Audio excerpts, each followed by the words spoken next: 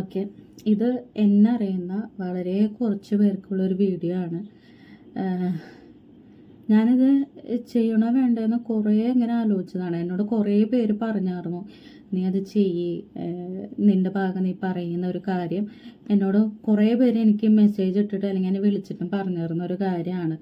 അപ്പം ഞാൻ വിചാരിച്ചു വേണ്ട, എന്തിനാണ് ഇപ്പോൾ ആൾക്കാരെ ബോധിപ്പിച്ചിട്ട് എന്തിനാന്നൊരു കാര്യത്തിന് ഞാൻ നിന്നതാണ്. പക്ഷെ പോകെ പോകെ എന്നെ മോശക്കാരിയാക്കി കൊണ്ടിരിക്കുന്ന ഓരോ കാര്യങ്ങളാണ് അപ്പുറത്ത് നിന്ന് ഒരാൾ ചെയ്തുകൊണ്ടിരിക്കുന്നത്. ആദ്യം ഞാൻ ഈ ഒരു സ്റ്റോറി കാണിച്ചു തരാം. ഇതാണ് സ്റ്റോറി.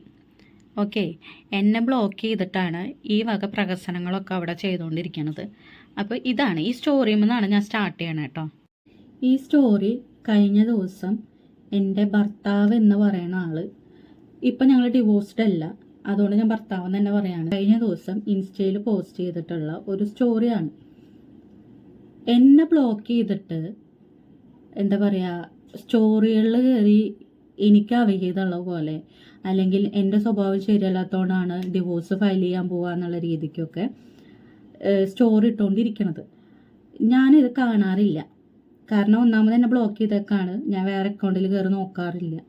മുന്നിക്കാണെങ്കിൽ ഞാൻ നോക്കുമായിരുന്നു, ഇപ്പം ഞാൻ നോക്കാറില്ല. ഒരു കാര്യം ഞാൻ അന്വേഷിക്കാൻ പോകാറില്ല. അപ്പം എനിക്കിങ്ങനെ എന്നെ അറിയണ കുറച്ച് പേര് എനിക്ക് ഇങ്ങനെ സ്ക്രീൻഷോട്ട് എടുത്തിട്ട് അയച്ചു തരും. എടി ഇങ്ങനെ സ്റ്റോറി ഇട്ടിട്ടുണ്ട്. ഞാൻ പറയും എന്തെങ്കിലും കാണിച്ചോട്ടെ, അവനെ ഭാഗത്ത് തെറ്റുള്ളതുകൊണ്ടാണല്ലോ ന്യായീകരിക്കാനായിട്ട് ചെയ്തുകൊണ്ടിരിക്കണത്, എന്തെങ്കിലും കാണിച്ചോട്ടെ, ഞാനത് മൈൻഡ് ചെയ്യണില്ല എന്നുള്ള കാര്യം ഞാൻ പറഞ്ഞു. അതിനുശേഷവും നിരന്തരമായി ഇങ്ങനെ സ്റ്റോറി ഇട്ടുകൊണ്ട് ഞാൻ പൊട്ടയാണ് അല്ലെങ്കിൽ ഞാൻ കൊള്ളാത്തതുകൊണ്ടാണ് ഡിവോഴ്സ് ഫയൽ ചെയ്യാൻ പോകാന്നൊക്കെ പറഞ്ഞിട്ടാണ് സ്റ്റോറിയുടെ പ്രഹസനം നടന്നുകൊണ്ടിരിക്കുന്നത്. ഓക്കെ, ഇനി ഞാൻ കാര്യത്തിലേക്ക് വരാം. ഞങ്ങളുടെ കല്യാണം ഈ സ്റ്റോറിയിൽ പറഞ്ഞിട്ടുള്ളത് 2021 മുതൽ 2025 വരെയുള്ള വർഷത്തെ ഓരോ ഇമോഷൻസാണ് സ്റ്റോറി ഇട്ടിരിക്കുന്നത്. ഇതിൽ സ്റ്റാർട്ടിങ് നടക്കുന്നത് 2020 2020 ഞങ്ങളുടെ കല്യാണം നടക്കുന്നത്. ഞങ്ങളുടെ കല്യാണം നടക്കുന്നത് 2020 ഒക്ടോബർ 11 ഞങ്ങളുടെ ലവ് മാരേജ് ആണ്. ലവ് മാരേജ് എന്ന് പറയുന്നത് ഇവരുടെ വീട്ടുകാർ പറഞ്ഞാൽ ഞങ്ങൾ +2 മുതൽ ഇഷ്ടത്തിലാണ്, അങ്ങനെയൊക്കെയാണ്. അല്ല, ഞങ്ങൾ ഡിഗ്രിയിൽ ഒരുമിച്ച് പഠിച്ചതാണ്. അതൊരു 1 ഇയർ ആണ് അവൻ അവിടെ ഉണ്ടായിരുന്നുള്ളൂ. 1 ഇയർ ഡിഗ്രിക്ക് ഉണ്ടായിരുന്നു. ആ സമയത്ത് ഒരു ഹായ് പോലും പറഞ്ഞിട്ടില്ല. ഞങ്ങൾ തമ്മിൽ കണ്ടിട്ടുണ്ടെന്നല്ലാണ്ട് ഞങ്ങൾ തമ്മിൽ സംസാരിക്കുക കാര്യങ്ങളൊന്നും ഞങ്ങൾ ചെയ്തിട്ടില്ല. അത് ഞങ്ങളുടെ കൂടെ പഠിച്ചവർക്ക് അറിയാവുന്ന കാര്യമാണ്. ബികോമിൽ 1 ഇയർ ഉണ്ടായിരുന്നു. ബികോമിൽ 1 ഇയർ പഠിച്ചു കഴിഞ്ഞിട്ട് അവൻ ഡ്രോപ്പ് ഔട്ട് ചെയ്ത് പോയി. ഒരു കൊല്ലം കഴിഞ്ഞപ്പോൾ അവൻ നിർത്തിപ്പോയി. ഞാൻ ബികോം കംപ്ലീറ്റ് ചെയ്തു. അത് കഴിഞ്ഞിട്ട് ഞാൻ ഇൻഫോ പാർക്കിൽ ജോലിക്ക് കയറിയിട്ടുണ്ടായിരുന്നു. അതിനുശേഷം ഞാൻ അക്കൗണ്ടൻ്റ് ആയിട്ട് എറണാകുളത്ത് നോർത്തിൽ ഒരു കൊറിയർ ഓഫീസിൽ വർക്ക് ചെയ്യുന്ന സമയത്താണ് ഇവൻ്റെ ഒരു റീല് കാണുന്നത്. അന്ന് ടിക്ടോക്ക് ഉണ്ട്. അപ്പോൾ റീല് കണ്ടിട്ട് അന്ന് മെസ്സേജ് ഇട്ടിട്ടാണ് പരിചയപ്പെട്ട് പ്രപ്പോസ് ചെയ്തു. ഞാൻ വീട്ടിലിങ്ങനെ പറഞ്ഞു, ഒരു പ്രപ്പോസൽ വന്നിട്ടുണ്ടെന്നുള്ളൊരു കാര്യം പറഞ്ഞു. ഞാൻ നോക്കിയപ്പോൾ നല്ല സ്വഭാവമുള്ള ഒരാളായിരുന്നു. ജോലി ഉണ്ടായിരുന്നു, വേറെ കുടിയും വലിയും കാര്യങ്ങളൊന്നുമില്ല, പെരുമാറാനൊക്കെ നല്ലതായിരുന്നു. അങ്ങനെ ഒരു രീതിക്കാണ് പ്രപ്പോസൽ മുന്നോട്ട് കൊണ്ടുപോയി കഴിഞ്ഞ് ഒരു 6 മാസം കഴിഞ്ഞ സമയത്താണ് ഫസ്റ്റ് ലോക്ക്ഡൗൺ വരുന്നത്. ലോക്ക്ഡൗൺ വന്ന സമയത്ത് ഞാൻ ജോലി വിട്ടിട്ട് വീട്ടിലേക്ക് വന്നു. വീട്ടിൽ വന്ന സമയത്ത് ഇങ്ങനെ മാരേജ് പ്രപ്പോസൽ ഇവൻ്റെ പറഞ്ഞ് എൻ്റെ വീട്ടുകാർക്ക് താല്പര്യം ഉണ്ടായിരുന്നില്ല. എൻ്റെ വീട്ടുകാർക്ക് താല്പര്യമില്ലാണ്ട് അവർ എൻ്റെ ഒരു ഇഷ്ടം എന്നുള്ള രീതിക്ക്, ഞാൻ നോക്കിയപ്പോഴും വലിയ പ്രശ്നമൊന്നുമില്ല, നല്ല സ്വഭാവമാണ്, ജോലിയുണ്ട്, വേറെ നമ്മൾ പ്രത്യക്ഷത്തിൽ നോക്കുമ്പോൾ വേറെ പ്രശ്നങ്ങളൊന്നുമില്ല. അപ്പം എൻ്റെ വീട്ടുകാർ എൻ്റെ നിർബന്ധത്തിനാണ് ആ കല്യാണം നടത്തി തന്നത്. ഓക്കെ, അങ്ങനെ എൻ്റെ കല്യാണം കഴിഞ്ഞ് ഞാൻ അവൻ്റെ വീട്ടിൽ ചെന്ന് കഴിഞ്ഞ സമയത്ത് ഒരു 2 മാസത്തിനുള്ളിൽ ഞാൻ അറിഞ്ഞ കാര്യങ്ങൾ എനിക്കതെങ്ങനെ പറഞ്ഞു തരണമെന്ന് എനിക്കറിയില്ല. അതായത് കല്യാണം കഴിഞ്ഞ് ചെന്ന സമയത്താണ് ഞാൻ അറിയണത് ഇവൻ്റെ അമ്മയ്ക്ക് മെൻ്റലാണ്. മെൻ്റൽ എന്ന് പറഞ്ഞു കഴിഞ്ഞാൽ മെൻ്റലിൻ്റെ മെഡിസിൻ കഴിക്കണ ആളാണ്. ആൾക്ക് മെൻ്റൽ ഇളകി കഴിഞ്ഞ ആൾ പെരയ്ക്ക് ചുറ്റും കിടന്ന് ഓടും, നട്ടുച്ചയ്ക്ക് പുറത്തേക്ക് ഇറങ്ങി നിന്ന് സൂര്യഭഗവാനെ നോക്കി പ്രാർത്ഥിക്കും എന്നൊക്കെ സംഭവങ്ങളാണ് ഞാൻ അറിയണത്. അതിനുശേഷം പിന്നെ അറിഞ്ഞത് ഇവരുടെ 2 വീട് അപ്പുറത്താണ് ഇവൻ്റെ അമ്മയുടെ അപ്പനമ്മയും താമസിക്കണത്. ഓക്കെ, അതിൽ ഇവരുടെ അപ്പാപ്പൻ എന്ന് പറയുന്ന വ്യക്തി 2 പെൺകുട്ടികളെ പീഡിപ്പിച്ചു കൊന്നതിന്, അതായത് പീഡിപ്പിച്ച് ചത്ത ശവത്തിനെ പോലും പീഡിപ്പിച്ച ഒരു വ്യക്തിയാണ്. അതിന് ജയിലിൽ കിടന്നിട്ടുള്ള ആളാണെന്നാണ് പിന്നെ ഞാൻ അറിയണത്. ഇവൻ്റെ ചേട്ടൻ എന്ന് പറയുന്നത് പോസ്കോ കേസിൽ പ്രതിയാണ്. ഇവൻ്റെ ചേച്ചി ഇവന്റെ ചേട്ടൻ ഇപ്പം എന്ത് ചെയ്താലും കുഴപ്പമില്ല എന്നുള്ള രീതിക്ക് ജീവിച്ചു പോണ ഒരാളാണ്. ഇവർ പറയും അവർ തമ്മിൽ ഇപ്പം എന്ത് പ്രശ്നം ഉണ്ടെങ്കിലും ചേട്ടനും ചേച്ചി സുഖമായിട്ടല്ലേ ജീവിക്കണേ എന്നുള്ളത്. സ്വന്തം ഭർത്താവ് ആരുടെ കൂടെ പോയി കിടന്നാലും കുഴപ്പമില്ലാത്ത ആൾക്കാർക്ക് അന്തസ്സായിട്ട് ജീവിക്കാൻ പറ്റും. എനിക്കതിന് പറ്റില്ലായിരുന്നു. ഈ ഒരു 2 മാസത്തിനുള്ളിൽ ഞാൻ അറിഞ്ഞ കാര്യങ്ങൾ ഇതൊക്കെയാണ്. ഞാൻ എന്ത് ചെയ്യും? ഒന്നാമത്തെ ലവ് മാരേജ്, വീട്ടുകാർക്ക് താല്പര്യമില്ലാണ്ട് കെട്ടിയൊരു കല്യാണം.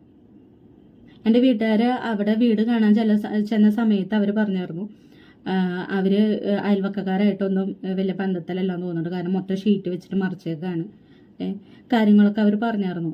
പക്ഷെ ഞാനെന്നാൽ അവനെ മാത്രം നോക്കിയുള്ളൂ. അവൻ്റെ സൈഡിൽ നിന്ന് എനിക്കൊരു പൊട്ടൊരു സ്വഭാവ കാര്യങ്ങൾ ഞാൻ കണ്ടില്ല.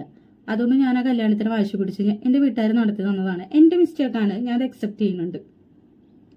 കല്യാണം കഴിഞ്ഞ് ചെന്ന സമയത്ത് ഒരു സൈക്കിൾ കയറാൻ, ഒരു സ്കൂട്ടി കയറാനുള്ള ഒരു വഴിയാണ് അവരുടെ വീട്ടിലോട്ടുള്ളൂ. ഈ രാവിലെ പോലും, ഞാൻ പറഞ്ഞത് പട്ടാപകൽ പോലും ചെറിയൊരു ഗേറ്റ് ഉണ്ട്, അതവർ പൂട്ടിയിടും. വീട്ടിലേക്ക് കയറി ചെല്ലണ മെയിൻ എൻട്രൻസിൽ ഒരു ഗ്രില്ലുണ്ട്, അതവർ പൂട്ടിയിടും. നമുക്ക് പുറത്തിറങ്ങാൻ പറ്റില്ല. പുറത്തിറങ്ങി കഴിഞ്ഞ് എന്താ പറയുക, അയൽവക്കക്കാരോട് മിണ്ടാൻ പറ്റില്ല. അപ്പം ഞാൻ ചെന്ന സമയത്ത് ഞാൻ ചോദിച്ചിരുന്നു എന്തുകൊണ്ടാണ് പകലൊക്കെ ഇങ്ങനെ ഗ്രില്ലൊക്കെ ഇങ്ങനെ പൂട്ടിയിടണമെന്ന് ചോദിച്ച സമയത്ത് അവർ പറഞ്ഞത് ചേട്ടന് കേസുള്ളതാണ്, കേസുള്ളതുകൊണ്ട് എല്ലാവരും നിൽക്കാൻ പാടില്ല, അപ്പം അയൽവക്കക്കാരെങ്ങാനും കണ്ടു കഴിഞ്ഞാൽ കംപ്ലൈൻറ്റ് ചെയ്ത് കഴിഞ്ഞാൽ പിന്നെ അത് പണിയായിരിക്കും എന്നാണ് ഇവർ ആദ്യം പറഞ്ഞത്. അതിനുശേഷം പിന്നെ എനിക്ക് മനസ്സിലായത് ഇവരുടെ സ്ഥിരം പരിപാടിയാണ്. രാവിലെ ഇല്ല രാത്രിയിലൊക്കെ പൂട്ടി കെട്ടിയിടും. പുറത്തേക്ക് ഇറങ്ങി കഴിഞ്ഞാൽ റോട്ടിലോട്ടൊന്ന് ഇറങ്ങി കഴിഞ്ഞാൽ അപ്പം പിന്നാലെ വരും ഇവൻ്റെ അമ്മ. ആരോടെങ്കിലും മിണ്ടുണ്ടോ, ആരുടെങ്കിലും എന്തെങ്കിലും പറയുണ്ടോ എന്നൊക്കെ നോക്കിയിട്ട് ഇങ്ങനെ പിന്നാലെ കിടന്ന് നടക്കും. നമുക്ക് എന്താ പറയുക, ഞാൻ അവിടെ നിന്നേൽ അവിടെ ഉള്ളവർക്ക് അറിയാൻ പറ്റും. ഞാൻ അവരെ അയൽവക്കക്കാരായിട്ട് പോലും ഞാനൊരു വാക്ക് മിണ്ടിയിട്ടില്ല. കാരണം മിണ്ടാൻ അവർ സമ്മതിക്കില്ല. അവരുടെ തൊട്ടപ്പുറത്ത് വീട്ടിലാണ്, ഒരു 2 വീട് അപ്പുറമാണ് അവരുടെ അമ്മാമ്മയും അപ്പനും താമസിക്കുന്നത്. ആ പറയണ അമ്മാമ്മയുടെ വീട്ടിൽ പോയിട്ട് ഒന്ന് സംസാരിച്ചിരിക്കാൻ പോലും അവർ സമ്മതിക്കാറില്ല. അഥവാ അമ്മാമ്മ അങ്ങോട്ട് വീട്ടിൽ വന്ന സമയത്ത് എന്തെങ്കിലും സംസാരിക്കുകയാണ്, അല്ലെങ്കിൽ ഞങ്ങളിപ്പോൾ റൂമിലാണെന്നുള്ള ഉണ്ടെങ്കിൽ തന്നെ അവർ വിളിക്കില്ല, അവർ ഉറങ്ങാണ്, അമ്മാമ്മ ആയിട്ട് തിരിച്ചു പോവുകയാണ് ചെയ്യാറ്. ഒരു വീട്ടിൽ ചേട്ടനും ചേച്ചിയായിട്ട് സംസാരിക്കാൻ പാടില്ല, ചേട്ടനും ചേച്ചിയായിട്ട് പുറത്ത് പോകാൻ പാടില്ല. ഇതൊക്കെ ഏത് വീട്ടിലാണ് നടക്കുക? കല്യാണം കഴിഞ്ഞ സമയത്ത് എനിക്ക് ആദ്യം ഇതൊന്നും മനസ്സിലായിട്ടുണ്ടായിരുന്നില്ല. ആദ്യം 1-2 തവണ ഞാൻ ഇത്രയൊക്കെ ഇഷ്യൂ ഉണ്ടെങ്കിൽ നമ്മളിപ്പോൾ ഒരു വന്ന് കയറല്ലേ വീടല്ലേ എന്ന് വിചാരിച്ചിട്ട് ഞാനിതൊന്നും ആരുടെ അടുത്തും കാണിച്ചിട്ടില്ല. പുറത്ത് പോകുന്ന സമയത്താണെങ്കിൽ അപ്പനമ്മേനും കൂട്ടിയിട്ട് പോകാനും അല്ലെങ്കിൽ ചേച്ചിയും ചേട്ടനും കൂടെ ഒക്കെ പുറത്തേക്ക് പോകാനും എനിക്കൊരു ബുദ്ധിമുട്ടുണ്ടായിട്ടില്ല. ആദ്യമൊക്കെ ഞാൻ അതിൻ്റെ ഫോട്ടോസും കാര്യങ്ങളൊക്കെ ഇടായിരുന്നു. ചേട്ടനും ചേച്ചിയായിട്ട് പുറത്ത് പോയി വന്നു കഴിഞ്ഞാൽ ഇവൻ്റെ അമ്മ എന്ന് പറയുന്ന വ്യക്തി മിണ്ടില്ല. അപ്പം എനിക്ക് ആദ്യം മനസ്സിലാവണില്ല. അപ്പോൾ ചേച്ചിയാണ് പറയണത് ഞങ്ങളുടെ കൂടെ പുറത്തേക്ക് വന്ന കാരണമാണ് അമ്മ അപ്പം മിണ്ടാത്തതെന്ന്. പക്ഷെ അതെന്താ വിഷയം? ഇതിപ്പോൾ ഒരു വീട്ടിൽ താമസിക്കുന്ന ചേട്ടനനിയന്മാരല്ലേ, പോയോണ്ട് ഇപ്പം എന്താ കുഴപ്പം? അതങ്ങനെയാണ്, തള്ളക്ക് ഇഷ്ടപ്പെടില്ല എന്നാണ് പറയുന്നത്. അതെങ്ങനെ? അത് കഴിഞ്ഞിട്ടാണ് അപ്പോൾ ഞാൻ വിചാരിച്ചു എന്തായാലും ഞങ്ങൾ 2 മാസം കഴിഞ്ഞ് അങ്കമാലിയിലോട്ട് പോകും. അവൻ അങ്കമാലിയിലാണ് ജോലി ചെയ്യുന്നത്. അപ്പോൾ അങ്കമാലിയിലോട്ട് പോകും, അപ്പോൾ പിന്നെ വലിയ പ്രശ്നം ഉണ്ടാവില്ല എന്ന് ഞാൻ വിചാരിച്ചു. അങ്കമാലിയിലോട്ട് പോയി കഴിഞ്ഞിട്ട് വീക്കെൻഡുകളിൽ ഞങ്ങൾ ഇവൻ്റെ വീട്ടിലേക്ക് വരും. വന്നു കഴിയുമ്പം ഈ പറഞ്ഞ പോലെ ചേട്ടനും ചേച്ചിയായിട്ട് അധികം സംസാരിക്കാനോ അല്ലെങ്കിൽ ചേട്ടനും ചേച്ചിയായിട്ട് പുറത്ത് പോകാനോ കാര്യങ്ങളൊന്നും പാടില്ല. ഇവർ വാടക വീട് എടുത്ത് മാറിയിട്ടുണ്ടായിരുന്നു ഞങ്ങളുടെ കല്യാണം കഴിഞ്ഞ സമയത്ത്. അപ്പോൾ ഒരു ദിവസം അവർ വാടക വീട്ടിലോട്ട് വിളിച്ച സമയത്ത് ഞാനും അവനും കൂടി പോയ സമയത്ത് തിരിച്ചു വന്നപ്പം തന്നി തള്ളും മിണ്ടില്ല.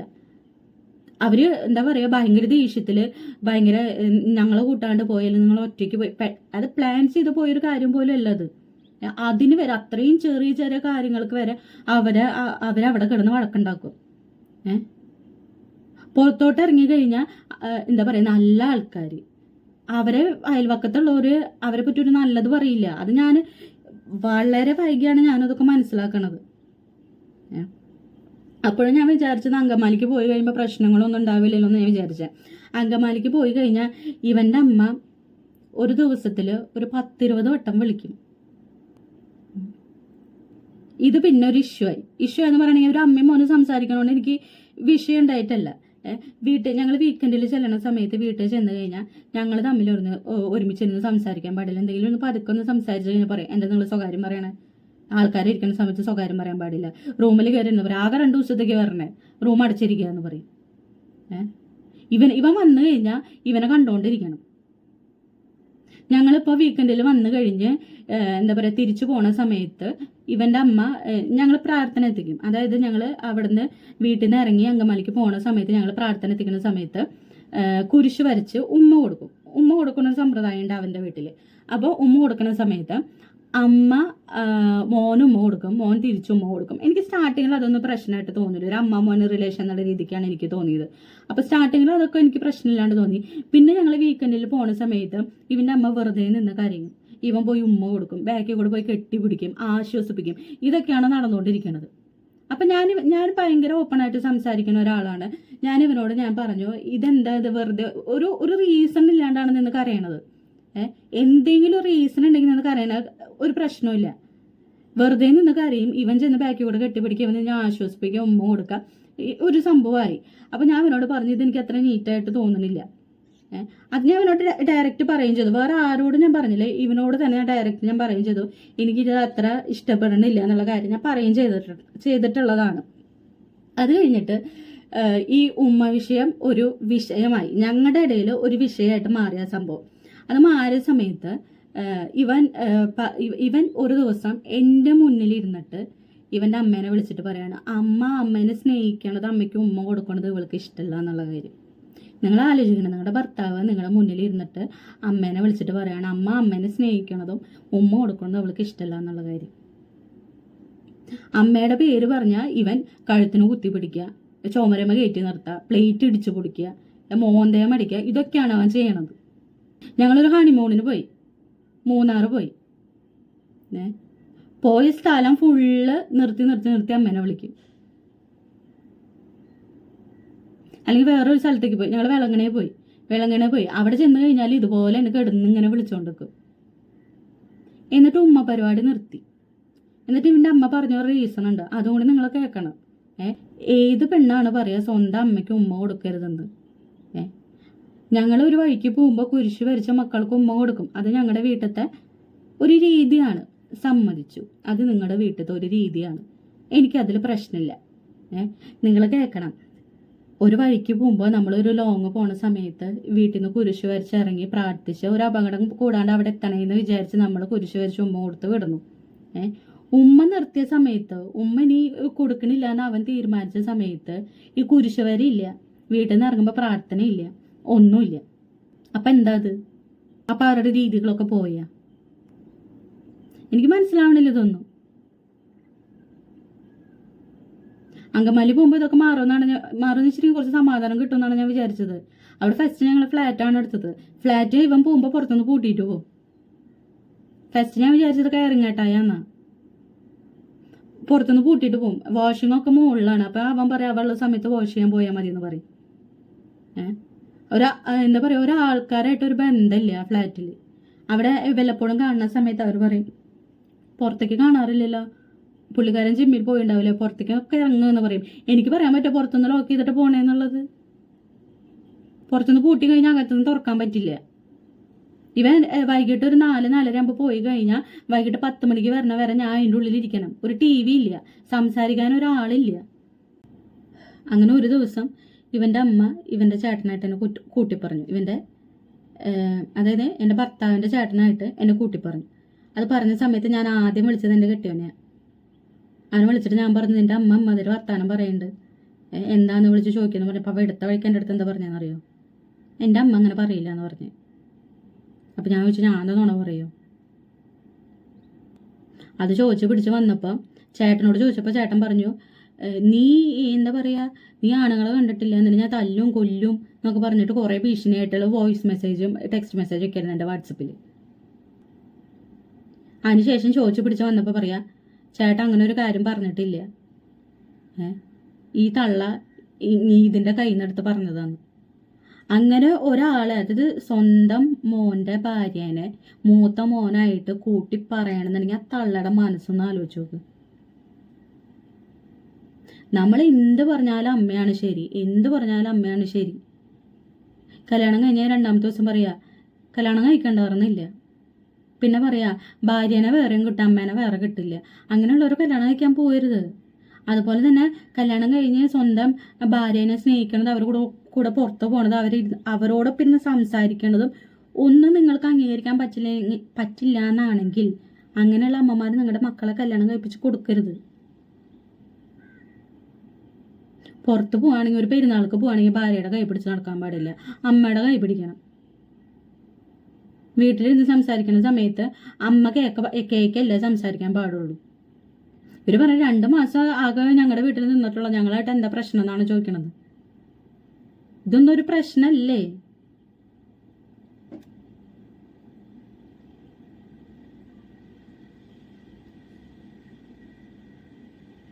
വീക്കെൻഡിൽ വന്നിട്ട് ഞങ്ങൾ തിരിച്ചിറങ്ങി പോകാൻ നേരത്ത് കുരിശ് വരച്ച് ഉമ്മ കൊടുക്കണ ഒരു കാര്യം ഉണ്ടായിരുന്നു.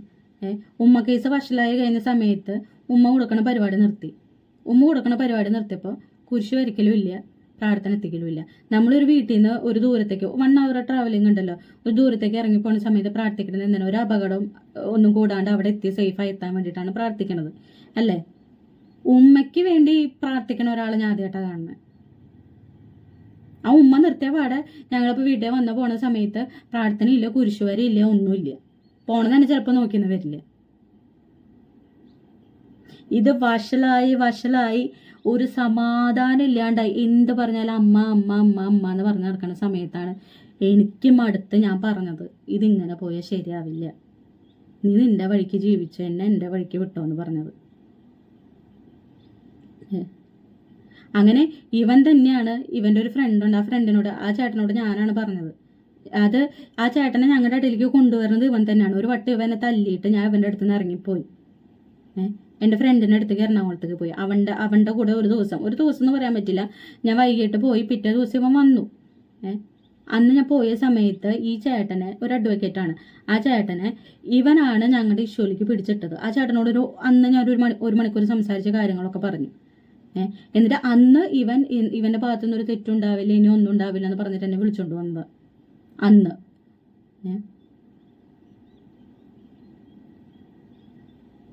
അതിനുശേഷം ഇത് വഷളായി പോയി ഒരു സമാധാനമില്ല, സ്വസ്ഥതയിൽ അടിപിടി എന്താ പറയുക, ഇടിച്ചു പൊളിക്കലും കാര്യങ്ങളൊക്കെ ആയ സമയത്താണ് ഞങ്ങൾ ഡിവോഴ്സ് ഫയൽ ചെയ്യാൻ തീരുമാനിച്ചത്.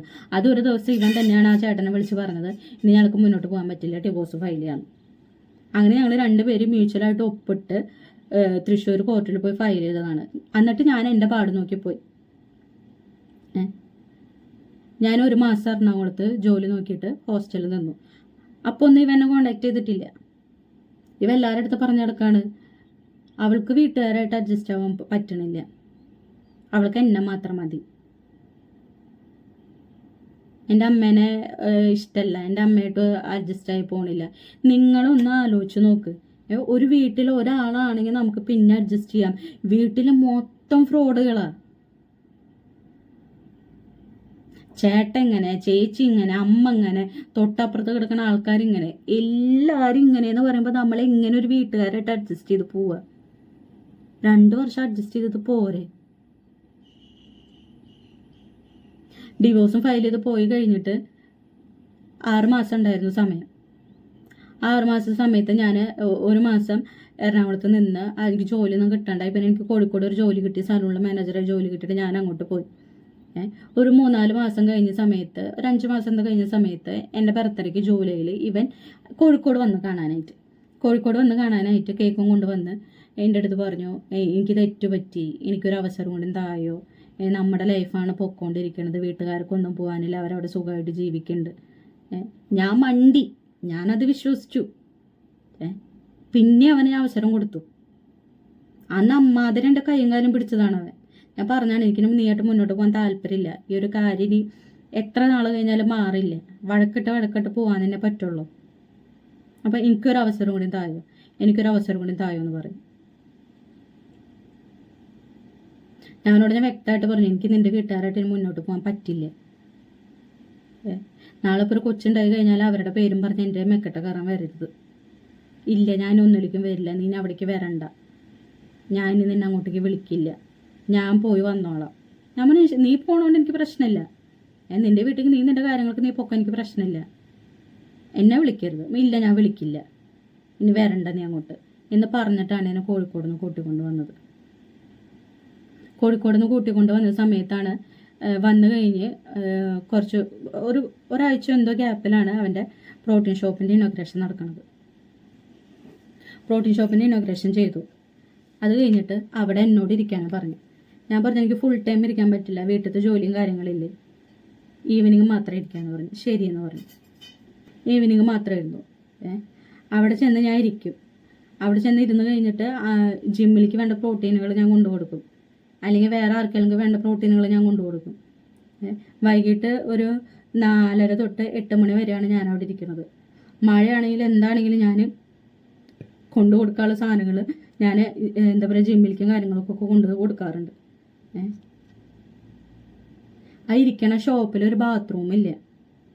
ഞാൻ അവനോട് പറഞ്ഞു എനിക്ക് ഈ ബാത്റൂമില്ലാണ്ട് ഇരിക്കാൻ പറ്റില്ല എന്ന് പറഞ്ഞു. അപ്പോൾ അവ ആദ്യം പറഞ്ഞ എന്താണെന്നറിയോ, കുറച്ച് മണിക്കൂറല്ലേ ഉള്ളൂ, അഥവാ നിനക്ക് ബാത്റൂമിൽ പോകണമെന്നുണ്ടെങ്കിൽ ഇറങ്ങിയിട്ട് അപ്പുറത്തെ ഹോട്ടലിൽ എന്തെങ്കിലും പൊക്കോളാം. ഒരു സ്റ്റാഫിനെ അങ്ങനെ ഇരുത്തോ? ഏതെങ്കിലും ഒരു ആള് അങ്ങനെ സ്റ്റാഫായിട്ട് അവിടെ ഇരിക്കുമോ? ഒരു 4-5 മാസം ഇരുന്ന് കഴിഞ്ഞ സമയത്ത് എനിക്ക് യൂറിൻ ഇൻഫെക്ഷൻ വന്നു. എനിക്ക് പറ്റൂല എന്ന് ഞാൻ തറപ്പിച്ച് പറഞ്ഞു, എനിക്ക് ഇരിക്കാൻ പറ്റില്ല എന്ന് പറഞ്ഞു. അങ്ങനെ അവൻ വേറൊരു സ്റ്റാഫിനെ വെച്ചു. വെറും ഒരു മാസം കൊണ്ട് ആ ബിൽഡിങ്ങിൻ്റെ ഓണറോട് പറഞ്ഞിട്ട് അവ അവിടെ ബാത്റൂം പണിയിപ്പിച്ചു. അപ്പം അവന് പറ്റാഞ്ഞിട്ടാണോ? എന്നെ എങ്ങനെയൊക്കെ ദ്രോഹിക്കാമോ അതിൻ്റെ അത്രയും ചെയ്യാനായിട്ട് അവൻ നിന്നിറങ്ങി. അതിൻ്റെ ഇടയിൽ ജിമ്മിട്ടു. അപ്പോൾ 6-7 വർഷം അവൻ അങ്കമാലി ഒരു ജിമ്മിൽ വർക്ക് ചെയ്തതാണ്. അവിടുന്ന് പൈസയിൽ തിരുമറി കാണിച്ചിട്ടാണ് അവ അവിടെ നിന്ന് ഇറങ്ങിയത്. പേഴ്സണൽ ട്രെയിനിങ്ങിന് കിട്ടുന്ന പൈസ അവൻ്റെ അക്കൗണ്ടിലേക്ക് മേടിച്ചിട്ട് അത് അവൻ ജിമ്മിന് കൊടുക്കാണ്ട്, അത് കണക്കിൽ കാണിക്കാണ്ട് അവൻ്റെ കയ്യിൽ വെച്ച് അത് കണ്ടുപിടിച്ച സമയത്ത് അത് ഡീൽ ചെയ്ത ആൾ അതിൻ്റെ ഓണർ മാനുമായി ഡീൽ ചെയ്തെങ്കിൽ അവൻ അത് ഭയങ്കര മോശക്കേടായി. കണ്ടുപിടിച്ചത് അവന് ഭയങ്കര കുറച്ചിലും അവരോട് ദേഷ്യമായി കണ്ടുപിടിച്ചത്. അങ്ങനെയാണ് അവ എടുത്തോ പിടിച്ചോന്ന് പറഞ്ഞ് ജിമ്മിട്ട് കഴിഞ്ഞപ്പോഴോ ഞാൻ ജിമ്മിലേക്ക് വന്നു കഴിഞ്ഞാൽ ഒരു ഫോട്ടോ എടുത്തു കഴിഞ്ഞാൽ പ്രശ്നം, ഒരു ഫോട്ടോ എടുത്ത് കൊളാബ് ചെയ്ത് അവനിട്ട് കഴിഞ്ഞാൽ പ്രശ്നം.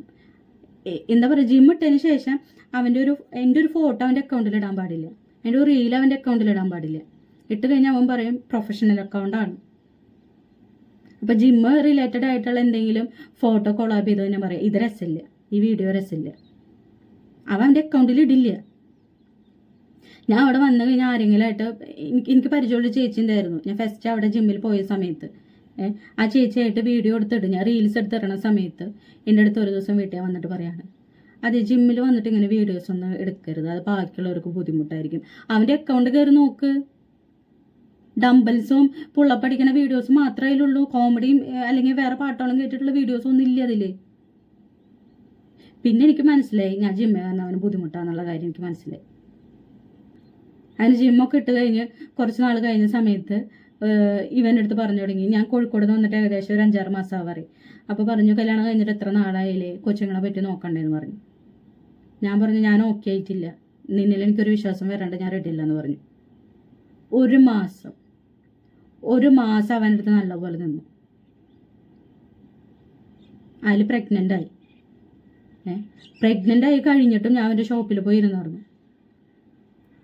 എന്നിട്ട് ഒരു ദിവസം ഞാൻ അവൻ്റെ അടുത്ത് ഞാൻ പറഞ്ഞു സ്റ്റാർട്ടിങ്ങിലായിട്ടുള്ള ഷട്ടർ ക്ലോസ് ചെയ്യാൻ പറ്റില്ല, ഇത്തരം ഭാരമുള്ള സാധനം വലിക്കാൻ പറ്റില്ല എന്ന് പറഞ്ഞു. അപ്പോൾ അവൻ പറഞ്ഞു ഞാൻ ക്ലോസ് ചെയ്യാനായിട്ട് വരാം, വേറെ ആളെ വെക്കുകയാണെങ്കിൽ സാലറി കൊടുക്കണ്ടേന്ന് പറഞ്ഞു. എന്നിട്ട് ഒരു ദിവസം എൻ്റെ ഒരു ഫ്രണ്ട് ഉണ്ട്, ഒരു ചേച്ചി, ആ ചേച്ചി ഷോപ്പിൽ വന്ന് ഞാൻ ക്ലോസ് ചെയ്യണ കണ്ടപ്പോഴാണ് ഇവൻ്റെ അടുത്ത് ഡയറക്റ്റ് പറഞ്ഞു അടാ ഇപ്പോഴേ ഇങ്ങനെ ചെയ്യിപ്പിക്കരുത്, സ്റ്റാർട്ടിങ്ങിലായിട്ടുള്ള 3 മാസം ശ്രദ്ധിക്കണം എന്ന് ഇവൻ്റെ അടുത്ത് പറഞ്ഞു. അപ്പോൾ ഇവൻ്റെ അടുത്ത് നിനക്ക് ഇരിക്കാൻ ബുദ്ധിമുട്ടുണ്ടോ എന്ന് ചോദിച്ചു. ഞാൻ പറഞ്ഞു ഇതല്ലേ എന്നോട് ഞാൻ ആദ്യം പറഞ്ഞേ, ഞാൻ ഈ 4-4:30 സമയത്ത് വണ്ടി ഓടിച്ച് പോവാ, 8 മണിക്ക് തിരിച്ച് രാത്രി 8 മണിക്ക് തിരിച്ച് വരാം, ഇവനെ ജിമ്മിൽ കയറിയിട്ട് ഇവനെയും കൊണ്ട് പോവാ, 3 മാസം ഇങ്ങനെ ശ്രദ്ധിക്കണ്ടേ, ഇതെല്ലാം ഞാൻ എന്നോട് ആദ്യം പറഞ്ഞു ചോദിച്ചു. അപ്പം അല്ല നീ ഇവിടെ ഒറ്റയ്ക്ക് ഇരിക്കണ്ടല്ലോ, അവിടെ ആകുമ്പോൾ അവിടെ ഞാൻ ഒറ്റയ്ക്കാണ് ഇരിക്കണത്. പ്രഗ്നൻ്റ് ആയി കഴിഞ്ഞ് ഒരു 5-6 മാസമായ സമയത്തൊക്കെ ഞാൻ അവനോട് പറഞ്ഞു എനിക്ക് രാത്രി മീൻസ് ഇവൻ 4:30 ആകുമ്പോൾ പോയി കഴിഞ്ഞ് വരുമ്പോൾ 10 മണിക്കായിട്ട് വരാം, അപ്പം എനിക്ക് ഒറ്റയ്ക്ക് ഇരിക്കാൻ പറ്റണില്ല, എന്തോ ഭയങ്കര ടെൻഷൻ കയറി വരാം.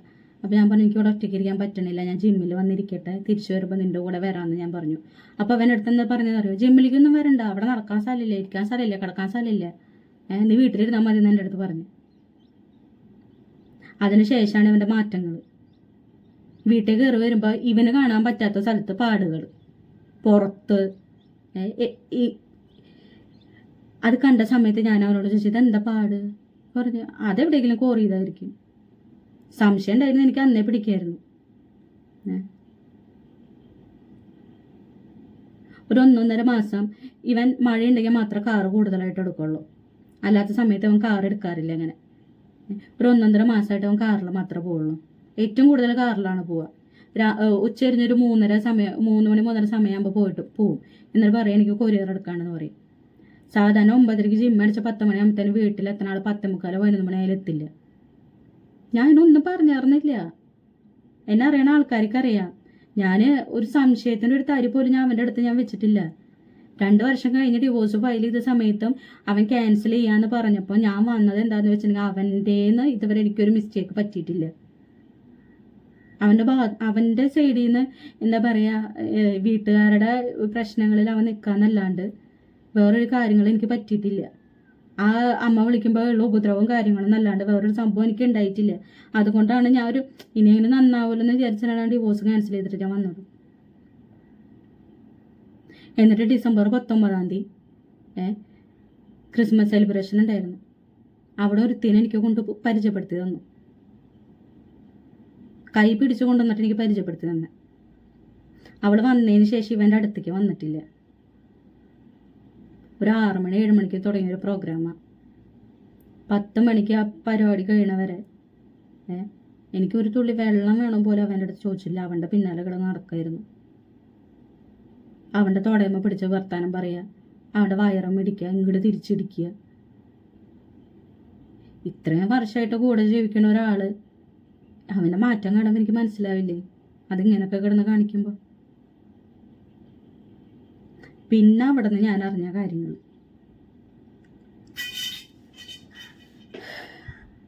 ഞാൻ പരിപാടിയുടെ ഇടയിൽ വെച്ചിട്ട് ഞാൻ അവനോട് ചോദിച്ചു, നീ അവളും തമ്മിൽ എന്താ റിലേഷൻ? ഞാൻ ചോദിച്ചു, എന്ത് റിലേഷൻ എന്ന് പറഞ്ഞു എൻ്റെ അടുത്ത്. അതിനുശേഷം ഞാൻ അറിഞ്ഞത് ഇവർ നമ്മുടെ റിലേഷനിലാണ്. ഇവർ റൂം എടുത്തിട്ടുണ്ട്, ഇവർ ജിമ്മിൽ കയറി കാര്യങ്ങൾ.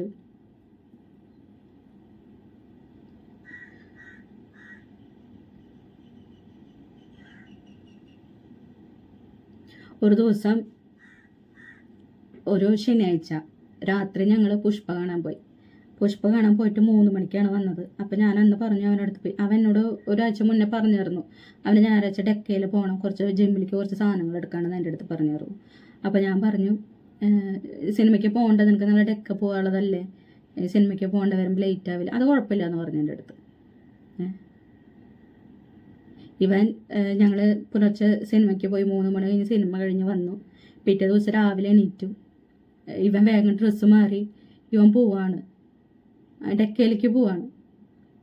നമ്മൾ ശരിയെന്ന് പറഞ്ഞു. ഇവൻ വീട്ടിൽ നിന്ന് ഇറങ്ങി കുറച്ച് കഴിഞ്ഞപ്പോൾ ഇവൻ്റെ ഫോൺ ഓഫാണ്. എന്നെ വിളിച്ചാൽ കിട്ടണില്ല, നെറ്റ് ഓൺ ആക്കണില്ല.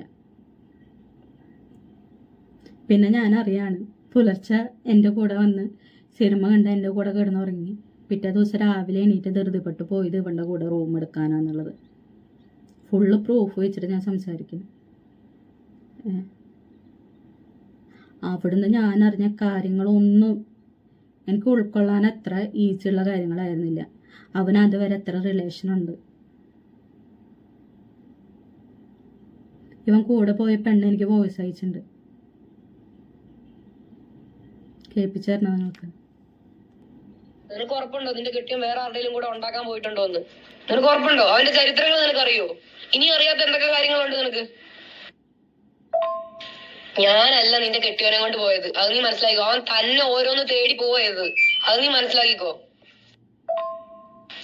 എടി മോളെ, നീ എന്നോട് ഒരു കാര്യം പറഞ്ഞിട്ടുണ്ടായിരുന്നില്ലേ, ഞാൻ നിന്റെ കെട്ടിയവനോട് എല്ലാ കാര്യവും ഷെയർ ചെയ്യുന്നുണ്ടെന്ന്. നിന്റെ കെട്ടിയവൻ എന്നോട് പറഞ്ഞ കാര്യങ്ങളൊക്കെ നിനക്കറിയോ? നീ ഇട്ടിട്ട് പോയൊരു ടൈമില്ലേ, നീ അവൻ ഇട്ടേച്ച് പോയ സമയത്ത് അവൻ സുഖം തേടി മസാജിനൊക്കെ പോയ കാര്യം നിനക്കറിയാവോ? എന്നിട്ട് നീ എന്നെ വെടിയെന്ന് വിളിക്കുന്നു. നിന്റെ കെട്ടിയവനല്ലേ നീ വിളിക്കേണ്ടത്? എടി അവൻ നിന്നോട് പറഞ്ഞിട്ടുണ്ടായിരുന്നില്ലേ എനിക്ക് ജിമ്മിൽ വേറെ കുറെ അഫയർ ഉണ്ടെന്ന്? എടി എനിക്കല്ലടി അഫയർ ഉള്ളത്, നിന്റെ കെട്ടിയവന് തന്നെ അഫയർ ഉള്ളത്. നീ അവനോട് ചോദിക്കടി, അവനോട് ചോദിച്ചു മനസ്സിലാക്കുക. അവൻ എത്ര അഫയർ ഉണ്ടെന്ന് ചോദിച്ചു നോക്ക്. അവൻ ഇതിന് മുന്നുള്ള ബന്ധങ്ങൾ ഏതൊക്കെയായിരുന്നു നീ ചോദിച്ചു നോക്ക്. ഇത് ഇവൻ കുറച്ച് നാൾ കൊണ്ട് നടന്ന ഒരു പെണ്ണ് എനിക്ക് അയച്ച വോയിസ് മെസ്സേജാണ്. ഇവൻ കോഴിക്കോട് വന്ന് എന്നെ വിളിച്ചുകൊണ്ട് പോരുമ്പോഴും ആ ഒരു 6 മാസത്തെ ഗ്യാപ്പിൽ ഇവന് വേറൊരു റിലേഷൻ ഉണ്ടായിരുന്നു. അത് ഒരാളൊന്നല്ല, വിളിക്കാൻ ഒരാൾ, പിന്നെ ഈ വോയിസിൽ പറഞ്ഞ പോലെ അങ്ങനത്തെ കാര്യങ്ങളൊക്കെ ഉള്ള ആൾക്കാർ. അങ്ങനെയൊക്കെ ആണെന്നുണ്ടെങ്കിൽ പിന്നെ എന്ത് കാര്യത്തിലാണ് എന്നെ തിരിച്ചു വിളിച്ചുകൊണ്ട് വന്നത്? വീട്ടുകാരുടെ കാര്യം പറഞ്ഞിട്ടാണ് ഇവൻ എന്നെ ഞങ്ങൾ ഡിവോഴ്സ് ഫയൽ ചെയ്തത്. അന്ന് ഞാൻ പറഞ്ഞത് അത്ര വലിയ തെറ്റാണ് എന്നുണ്ടെങ്കിൽ പിന്നെ എന്തിനാണ് ഇവൻ ഡിവോഴ്സ് ക്യാൻസൽ ചെയ്ത് കൊണ്ടുവന്നത്? ഇത് അവൻ എടുത്ത ഓയോ, ഇത് രജിസ്റ്റർ ബുക്ക്, അവർ കൊടുത്ത പ്രൂഫ്, റൂം നമ്പർ. ഈ പ്രൂഫൊക്കെ ഞാൻ കണ്ടുപിടിച്ച സമയത്ത് അവൻ്റെ അടുത്ത് പറഞ്ഞ ഞാൻ കേൾപ്പിച്ചു തരാം. നീ ഉള്ള തെളിവൊക്കെ അവൾക്ക് അയച്ചു കൊടുക്കല്ലേ? നീ പറയണ കേക്ക് സീ മാറുണ്ടാ. ഞാൻ അത് ഡിലീറ്റ് ചെയ്ത് കളഞ്ഞാൻ ഞാൻ ആർക്ക് അയച്ചു കൊടുക്കില്ലെന്ന് പറഞ്ഞിട്ട് അവൻ പൂറി. നിനക്ക് എന്തിട്ട് മയിര കേസ് പോണത് അങ്ങനെയല്ല. എന്തിട്ടുണ്ടോ മയിലുണ്ടോന്നൊന്നും നോക്കില്ല. നിനക്ക് ലീഗൽ സൈഡ് ഒരു മയിൽ അറിയില്ല. നീ കേസ് കൂടെ വിട്ടോ? നീ കേസ് കൂടെ വിട്ടോ? നീ ദയവ് ചെയ്ത് എന്നെ വിട്ടോ, എന്നാലും പ്രശ്നമില്ല. ഇതില് എന്നെ ഇതാക്കരുത് ദയവ് ചെയ്ത്. എന്റെ പൊന്നുമോളെ, എന്ത് ചെയ്താലും അത് റേപ്പാണ്. കേറിയൊന്നും മേത്ത് തൊട്ടാ തന്നെ അത് കേസായി, അത് റേപ്പാ. ഇതിന്റെ കാര്യം പറഞ്ഞിട്ട് ഒരു മയിലും എന്നെ വിളിക്കാൻ നിക്കണ്ട, മെസ്സേജ് അയക്കാൻ നിക്കണ്ട. നീ വിട്ടേക്ക്. ഞാൻ ഇത്രയും എന്റെ കാര്യം ഞാൻ നിന്റെ അടുത്ത് പറഞ്ഞു. എടാ പൂറി, നിനക്ക് പറയണത് എന്നിട്ട് മയില് മനസ്സിലാവണേ? അവളെ ഫുള്ള് നീ ഇങ്ങനെ ഫുള്ള് ഇതാക്കി നീ പിന്നെ അവൾക്ക് തോന്നില്ലേ നീ അങ്ങനെ ഓമ്പിക്കണ്ടെന്ന് വിചാരിച്ചിട്ട്? പൂരി മോളെ, നീ ആയിട്ട് ബന്ധം വേണ്ട. നീ മനസ്സിലായില്ലേ? നീ എവിടേക്കാ മയിൽ പൊക്കോ. നീ ഈ കേസ് വിട്ട് ഈ കേസ് വിട്ടോ. നീ ഇതില് നീ പിടിച്ചു നിക്കണ്ട. നീ വന്നില്ലേ എനിക്ക് പ്രശ്നമില്ലേ? നീ ഈ കേസ് വിട്ട്. നീ ഞാൻ പറയണ കേക്കടാ. അത് ഡിലീറ്റ് ചെയ്ത് കളയി. മയിലെ ഡിലീറ്റ് ചെയ്ത് കളയട പൂരി മോളെ. നീ ചെയ്ത പോലെ ഞാനൊരു ഓഡിയോയും റെക്കോർഡും ഒന്നും കാര്യങ്ങളും ഞാൻ ചെയ്തിട്ടില്ല. എനിക്ക് ചെയ്യാൻ അറിയാണ്ടല്ല. നീ ഇതിലും നീ എന്നെ വിട്ടോ, കേട്ടില്ലേ? ഞാൻ നിന്റെ കാര്യത്തിലേക്ക് ഏട്ടപ്പെടാനും വരുന്നില്ല, ഒന്നിലേക്കും വരുന്നില്ല. ഈ കേസ് ഇവിടെ ചാപ്റ്റർ ക്ലോസ് ചെയ്യ്. ഇതിലെന്നെ നീ നിക്കല്ലേ പൂറിയെ. നിനക്ക് ഇനി എന്ത് പൂററിയണ്ടേ? ഞങ്ങൾക്ക് അങ്ങനെ ഉണ്ടായിട്ടില്ല. മയിലെ പൂറി മോളെ കുതിച്ചു മോളെ. കേട്ടില്ലേ? ഞാൻ എനിക്ക് പറയാനുള്ളതൊക്കെ പറഞ്ഞു. അത് നമ്മുടെ നല്ല ജീവിതത്തിന് വേണ്ടി ഞാൻ പറഞ്ഞതാ. നീ അത് നശിപ്പിക്കല്ലേ പൂറിയെ. നീ ആ ടോപ്പിക്ക് നീ വിട്ട് പിടിക്ക്. പിന്നെ അവളെ നിന്നെ ഇതുവരെയൊക്കെ അവള് ബ്ലോക്ക് ചെയ്തിട്ടില്ല. അതിൽ നിന്ന് തന്നെ നിനക്ക് മനസ്സിലാക്കിക്കോടാ മയിരെ. ചിന്തിക്കാനുള്ള ബുദ്ധിയില്ലാത്ത പൂറിയെ. ഇനി ടോപ്പിക്കും പറഞ്ഞിട്ട് എന്നെ വിളിക്കാനോ ചാറ്റ് ചെയ്യാനോ ഒന്നിനും നിക്കണ്ട, കേട്ടില്ലേ? ഈ ടോപ്പിക്ക് വിട്ടോ നീ, കേട്ടാ? നിനക്ക് എന്നിട്ട് മയിര അറിയാ അവളൊന്നും ചെയ്തില്ലെന്ന്? നിനക്ക് എന്നെ വേണ്ടെങ്കിൽ നീ എന്നെ വിട്ട് കളഞ്ഞോ. പക്ഷെ ഇനി വേറെ ആൾക്കാരുടെ ഇതിലേക്ക് എന്നെ വലിച്ചു കേട്ടണ എന്തിനാ? അതെന്തിന്റെ ആവശ്യത്തിനാ? നീ എന്തിട്ട് പൂറ പറയണേ? നീ എത്ര പ്രാവശ്യം അവളെ ബ്ലോക്ക് ചെയ്തെന്ന് പറയണേ? പിന്നെ വീണ്ടും വിളിക്കണേ തല്ലാറ്റി മോളെ. അവളെന്താ നിന്നെ ബ്ലോക്ക് ചെയ്യാത്തെ? അത് ചിന്തിച്ചോളാം നിനക്ക്. എന്തുകൊണ്ട് അവള് നിന്നെ ബ്ലോക്ക് ചെയ്യുന്നില്ല? ആരായാലും ബ്ലോക്ക് ചെയ്ത് പോവും. സ്റ്റാർട്ടിങ്ങിൽ എന്നെ ബ്ലോക്ക് ചെയ്യും, പിന്നെ നിന്റെ കോണ്ടാക്ട് വെക്കില്ല. അത്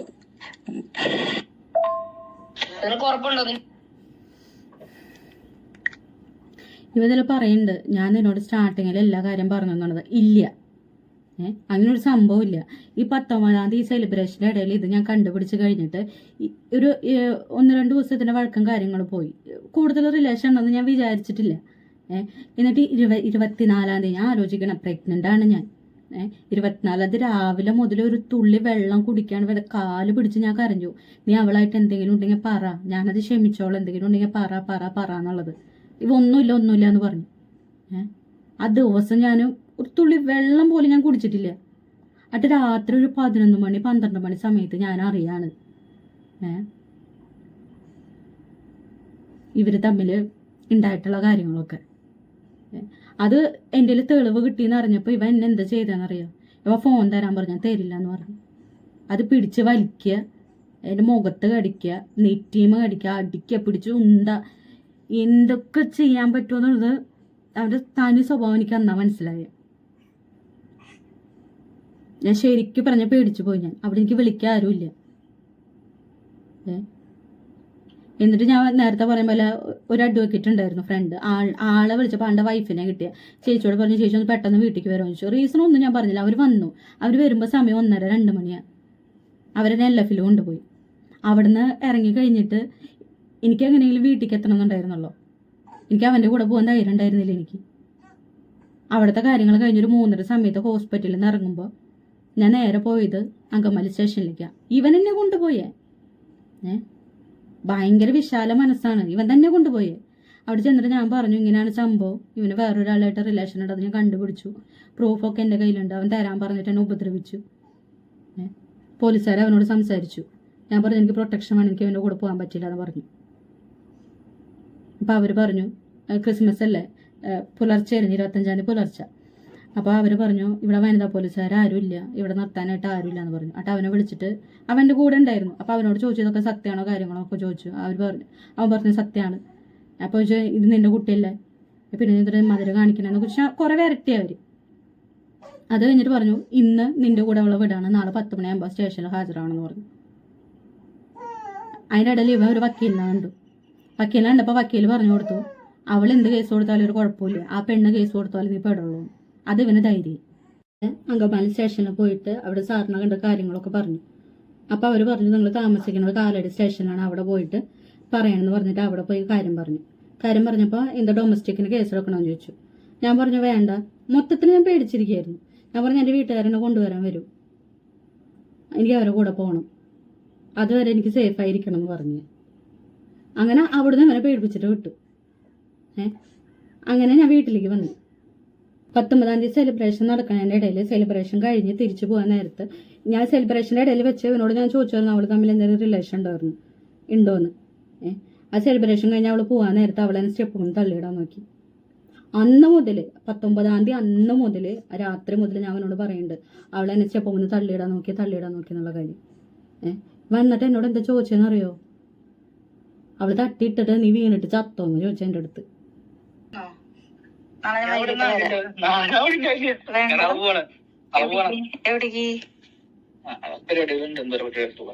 വരുമ്പോ നീ അവിടെ ഉണ്ടാവരുത്. അപ്പൊ നീ ജോസിനെ പോയി കണ്ടോണ്ട് ഞാൻ നിങ്ങളുടെ ജിമ്മോ ഓയോ റൂമാണെന്ന് അറിയോ ചോദിക്കണ്ട് ഞാൻ. കേട്ടില്ലേ? ചോദിക്കണ്ട് ഞാൻ. 3-ൽ 1 പാർട്ട്ണർ അല്ലേ നീ, 2 അവർക്കല്ലേ? ചോദിക്കണ്ട അയാളോട് ഞാൻ അവിടെ എന്താ നടക്കണേന്ന്. നിങ്ങളുടെ ജിമ്മിലൊരു മർഡർ അറ്റംപ്റ്റ് നടന്നത് ചോദിക്കുന്നുണ്ട് ഞാൻ, അറിഞ്ഞോന്നുള്ളത്. കാമുകനും കൂടി സ്റ്റെപ്പ് ഒന്ന് പ്ലാൻ ചെയ്ത് തള്ളിയിടാൻ നോക്കിയത് നിങ്ങൾ അറിഞ്ഞോ ചോദിക്കും ഞാൻ. നിങ്ങൾ എന്ത് സ്ഥാപനത്തിൽ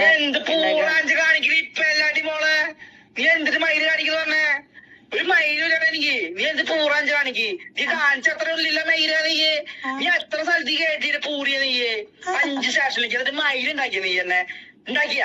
നീ ആരെ വിളിച്ചു പറഞ്ഞോടി? നിനക്കൊരു മയിലും ചെയ്യാൻ പറ്റില്ല, നിനക്ക് മയിൽ തൊടാനും പറ്റില്ല. നീ അത് നിനക്ക് ഇഷ്ടമുള്ളതും ചെയ്യ്, ഞാൻ അവിടെ ഉണ്ടാവൂല മയിലെ. നാളെ ഈ ഓഡിയോ മതി എനിക്ക് ഇൻസ്റ്റാഗ്രാമിലിടാൻ. കേട്ടില്ലേ?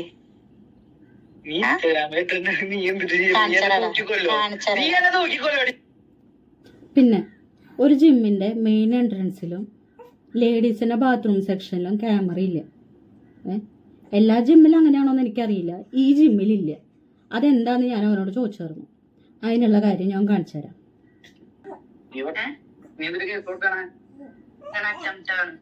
അവിടെ ക്യാമറ ഇല്ലാത്ത എന്തുകൊണ്ടാണ് അത് നീക്കാൻ അറ്റംപ്റ്റ് ആണ്, അതെനിക്കറിയില്ലേ? അവിടെ ക്യാമറ ഇല്ലാത്ത എന്തുകൊണ്ടാണ് അത് നീയല്ലേ കൊടുക്കേണ്ട എക്സ്പ്ലനേഷൻ. എന്റെ ഇഷ്ടമാണ് എന്റെ ജിമ്മിന്റെ കൂടെ ക്യാമറ വയ്ക്കണം. ഒരാളൊന്നും ചോദിക്കാൻ ഇടപെടാനൊന്നും എന്റെ ആവശ്യമില്ല. പോലീസുകാർക്കും ചോദിക്കാനുള്ള അവകാശമില്ല. ഇല്ല, എന്റെ ജിമ്മില് ക്യാമറ വെക്കണ്ടെന്ന് എന്റെ ഇഷ്ടമാണ്. അതൊന്നും പോലീസുകാർക്ക് ചോദിക്കേണ്ട ആവശ്യം. അതൊന്നും ചോദിക്കില്ല അവര്. ചോദിക്കില്ല. ഇല്ല, കാരണം റൂളില്ല. ജിമ്മില് ഇങ്ങനെ ഫുള്ള് കല്ലവടി ക്യാമറ ആണെന്ന് റൂളില്ല. കറക്റ്റ് എങ്ങനെ മെയിൻ എൻട്രിയിലും ലേഡീസിന്റെ സെക്ഷനിലും ക്യാമറ ഇല്ലാത്തത്? ടോയ്ലറ്റിലല്ലേ ക്യാമറ വെക്കുന്നത്? പോടാ, ടോയ്ലറ്റിന്റെ ഉള്ളിലല്ല, ടോയ്ലറ്റിന്റെ ഭാഗത്ത്. കണ്ടോ, ഇതാണ് അവൻ്റെ അഹങ്കാരം. പിന്നെ കൊച്ചിൻ്റെ മാമോദിസയ്ക്ക് ഞാൻ അവനെ വിളിച്ചേർന്നു. അവൻ വരാതിരുന്നതാണ്. വരാതിരുന്നു എന്ന് മാത്രമല്ല, മാമോദിസയുടെ തലേദിവസം പള്ളിയിൽ പോയിട്ട് കുട്ടീൻ്റെ മാമോദിസ നടത്തി കൊടുക്കരുതെന്ന് വരെ പള്ളിയിൽ അച്ഛനോട് പറഞ്ഞു. അറിയോ, ഒരു ദിവസം ഞാൻ ഈ പ്രസവിച്ച് കിടക്കുന്നിടത്തുനിന്ന് കുട്ടീനെ കൊണ്ടുപോയി അവൻ അങ്കമാലിയിൽ ജിമ്മിൽ പോയി കണ്ടിട്ടുണ്ടായിരുന്നു. അവിടെ കുറച്ച് പേരുണ്ടായിരുന്നു, അത് കണ്ടിട്ടുണ്ടാവും. അത് പോവാനുള്ള റീസൺ എന്താണെന്നറിയോ? തലേദിവസം എന്നെ വിളിച്ചിട്ട് പറയാം, നീ കുട്ടിയുടെ മാമോദിസ നടത്തണമെന്ന് എനിക്ക് കാണണമെന്ന് പറഞ്ഞൊരു പൂരത്തെറി. ഞാൻ അവിടെ പോയിട്ട് അവൻ ആദ്യം ഒരെണ്ണ കൊടുത്തിട്ട് ചോദിച്ചു, ആ കുട്ടി നിന്നോട് എന്താ ചെയ്തതെന്ന് ചോദിച്ചു ഞാൻ. ഇവനെ ഞാൻ തല്ലിയത് ക്യാമറയുടെ മുന്നിൽ വെച്ചിട്ടാ. ഇവനെ ക്യാമറ ഇല്ലാത്ത അവിടെ ഒരു റൂമുണ്ട്, കിച്ചൺ പോലെ. ആ റൂമിലേക്ക് കൊണ്ടുപോയിട്ട് എൻ്റെ കൈമ കടിക്കുക, കൈ പിടിച്ച് തിരിച്ച് മുഖത്തടിക്കുക, എന്തൊക്കെ ചെയ്തെന്നറിയാവൻ. അതിനൊന്നും അവൻ്റെ കയ്യിൽ തെളിവില്ല. അവനെ ഞാൻ അടിച്ചതിന് മാത്രമാണ് അവൻ്റെ കയ്യിൽ തെളിവുള്ളൂ. അന്ന് അവിടെ വന്ന് ഒരെണ്ണം കൊടുത്തതിന് ശേഷമാണ് ഞാൻ എൻ്റെ കുട്ടിയുടെ മാമോദിസ നടത്തിയത്. ഈ പ്രസവിച്ച് കിടക്കേണ്ട ഞാൻ എവിടേക്കൊക്കെ പോയിട്ടാന്നൊരു കാര്യങ്ങൾ ചെയ്തത്.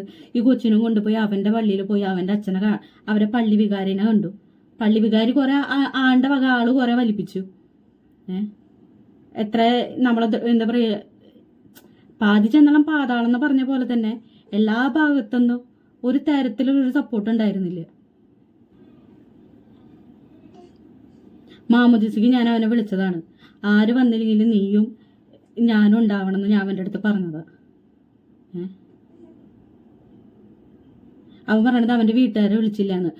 കൊച്ചു പ്രസവിച്ച് ഹോസ്പിറ്റലിൽ മാത്രം വന്ന് കണ്ടുപോയ ആൾക്കാരെ എന്തിനാണ് ഞങ്ങൾ വിളിക്കേണ്ട ആവശ്യം?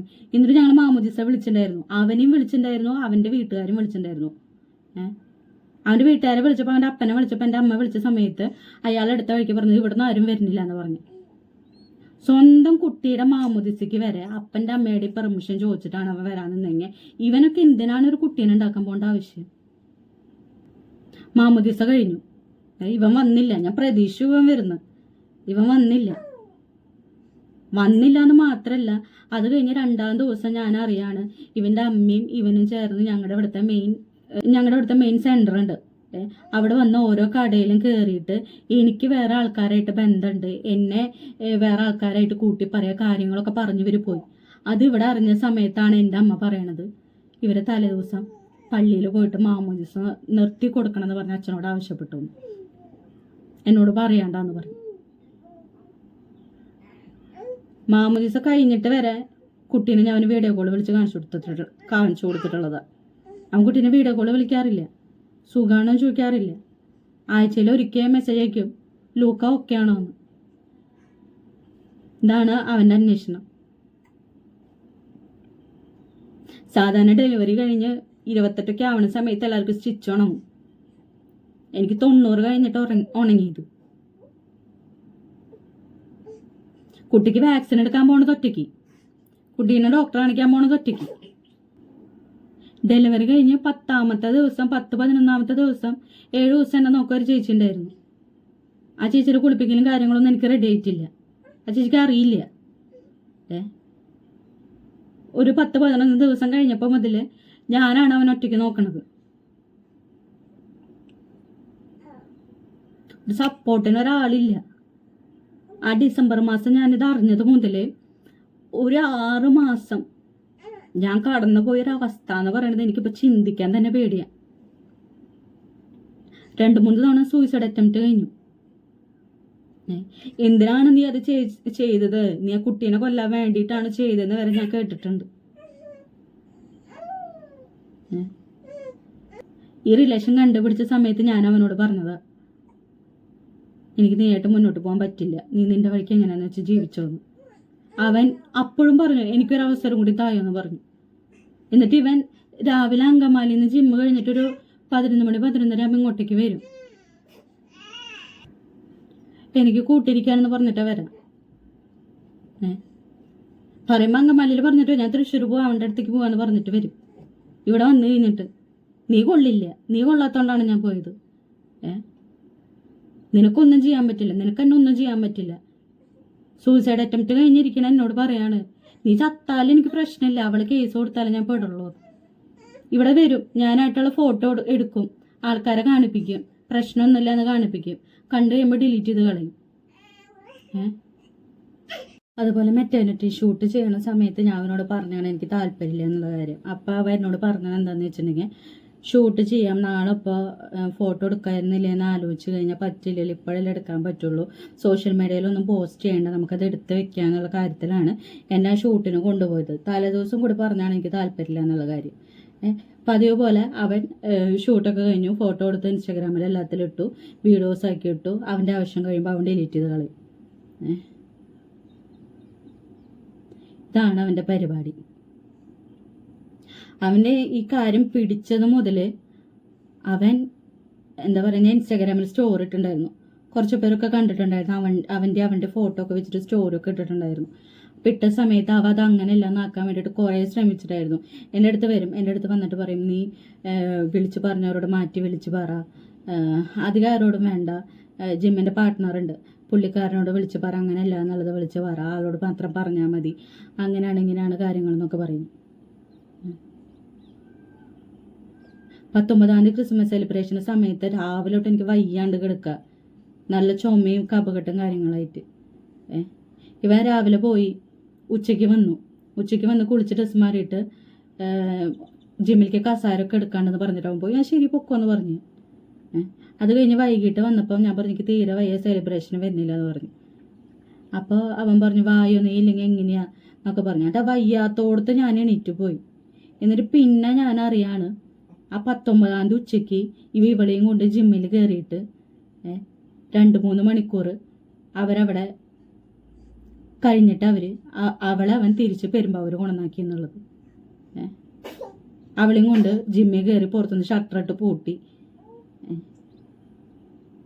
ഇതിനൊക്കെയാണ് അവൻ ജിമ്മിട്ടത്.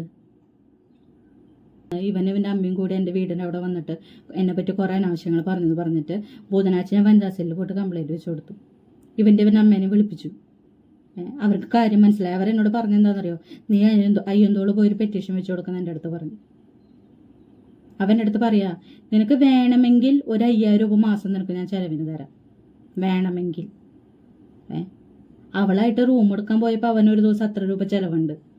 10,000-2,000 രൂപ പെട്രോൾ അടിക്കാനും റൂം എടുക്കാനും 10,500 റൂം എടുക്കുക, ഫുഡ് എടുക്കാൻ അവൾക്ക് വല്ല പൈസ കൊടുത്തിട്ടുണ്ടെന്ന് എനിക്കറിയില്ല. അവൻ്റെ ഹസ്ബൻഡാണ്.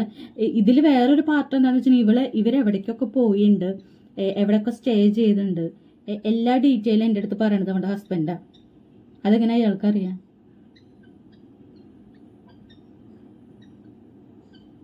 അവൻ്റെ ഹസ്ബൻഡാണ് പറഞ്ഞ് ഇവൻ കാശ് കൊടുക്കാറുണ്ടെന്ന്. ഞാൻ തെളിവ് പ്രകാരം കണ്ടുപിടിച്ച കാര്യങ്ങൾ മാത്രമേ ഇന്ന് അവൻ സമ്മതിച്ചിട്ടുള്ളൂ. അല്ലാണ്ട് ഒരു കാര്യം അവൻ്റെ അടുത്ത് തുറന്ന് സംസാരിച്ചിട്ടില്ല. അവ ഓഡിയോയിൽ പറയണില്ല ഞാൻ നിന്നോട് എല്ലാ കാര്യം പറഞ്ഞില്ലേന്ന്, പറഞ്ഞിട്ടില്ല. അവന് മുന്നേ ഇതുപോലെ ആ ജിമ്മിലൊരു കാര്യം ഇതുപോലെ ഉണ്ടായ സമയത്ത് ഞാൻ കണ്ണടച്ചും പറഞ്ഞതാണ് അവന് എന്ത് വന്നാലും ഒരു പെണ്ണ് കേസ് അവന് വരില്ല എന്നുള്ളത്. അത്രയും കോൺഫിഡൻ്റ് ആയി നിന്നറിഞ്ഞ് ഞാനാ. ഒരു 4-5 വർഷം നമ്മുടെ കൂടെ അഭിനയിച്ച് ജീവിക്കാന്ന് പറഞ്ഞു കഴിഞ്ഞാൽ അതൊക്കെ ഭയങ്കര കഴിവാണ്. മാമോദീസ കഴിഞ്ഞ് 1 മാസം കഴിഞ്ഞ സമയത്ത് തുടങ്ങി എനിക്ക് മ്യൂച്വൽ ഡിവോഴ്സ് വേണം. ഈ കുട്ടീനെ കൊണ്ട് ഞാൻ എങ്ങനെയാ? കുട്ടിക്ക് മാസം വാക്സിൻ എടുക്കാൻ പോകണം, ഡോക്ടറെ കാണാൻ പോകണം, എന്തെങ്കിലും വയ്യായ്മ വന്നാൽ അതിനെ കൊണ്ടുപോകണം. എല്ലാം ഒറ്റയ്ക്കാണ് ചെയ്തുകൊണ്ടിരിക്കണേ. എൻ്റെ വീട്ടിലാകെ അമ്മ മാത്രമേ ഉള്ളൂ, പിന്നെ 3 ചേച്ചിമാരാ. എല്ലാവരും പറയുന്നത് അവനെ പെട്ടെന്ന് ഡിവോഴ്സ് കൊടുക്കണ്ട, കേസായിട്ട് പോ, മെയിൻ്റെനൻസ് മേടിക്കും, കോമ്പൻസേഷൻ മേടിക്കും. പറയാ ആൾക്കാരുണ്ട്. കേസിന് പോകുമ്പോൾ ഒരു തവണ പോകുമ്പോൾ എത്ര രൂപ കൊടുക്കണ്ടേന്നറിയോ? പ്രൊട്ടക്ഷൻ ഓർഡർ എടുത്തിട്ടാണ് ഇപ്പോൾ ബാക്കിയുള്ള കേസുകൾ ഫയൽ ചെയ്തേക്കണത്. അത് ഇവൻ്റെ സ്വഭാവം കാരണം. പ്രഗ്നൻ്റ് ആയ ഒരാളെ മെൻ്റലി ഫിസിക്കലി എത്രയൊക്കെ ചെയ്യാമോ അത്രയൊക്കെ അവൻ ചെയ്തു. ഒരു 6-7 മാസം പിന്നോട്ട് ഞാൻ ചിന്തിക്കുമ്പോൾ എനിക്ക് സത്യം പറഞ്ഞാൽ എനിക്ക് പേടിയാണ്. 10-15 ദിവസം ഫുഡില്ല, രാവും പകലും ഉറക്കമില്ല. പ്രഗ്നൻസി ടൈമാണെന്നും കൂടി ആലോചിക്കണം.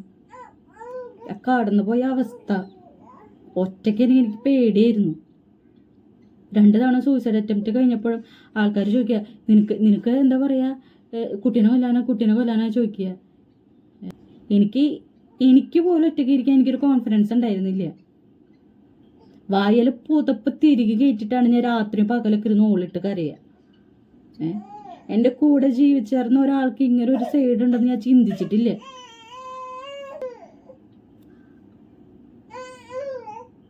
എന്നെപ്പോലെ ഒരാൾക്ക് ഈ ഒരു കാര്യം അക്സെപ്റ്റ് ചെയ്യാനായിട്ട് അത്യാവശ്യം സമയമെടുത്തു.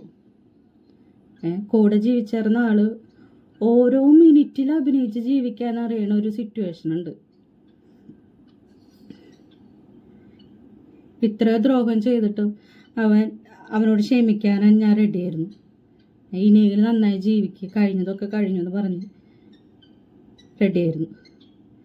പക്ഷെ പിന്നെ അവൻ്റെ വീട്ടുകാരുടെ കാര്യം പറഞ്ഞ് പിന്നെയും തുടങ്ങി. എത്രയൊക്കെ ഉണ്ടെങ്കിലും മാമോദിസയ്ക്ക് വരുന്നത് ഞാൻ വിചാരിച്ചു.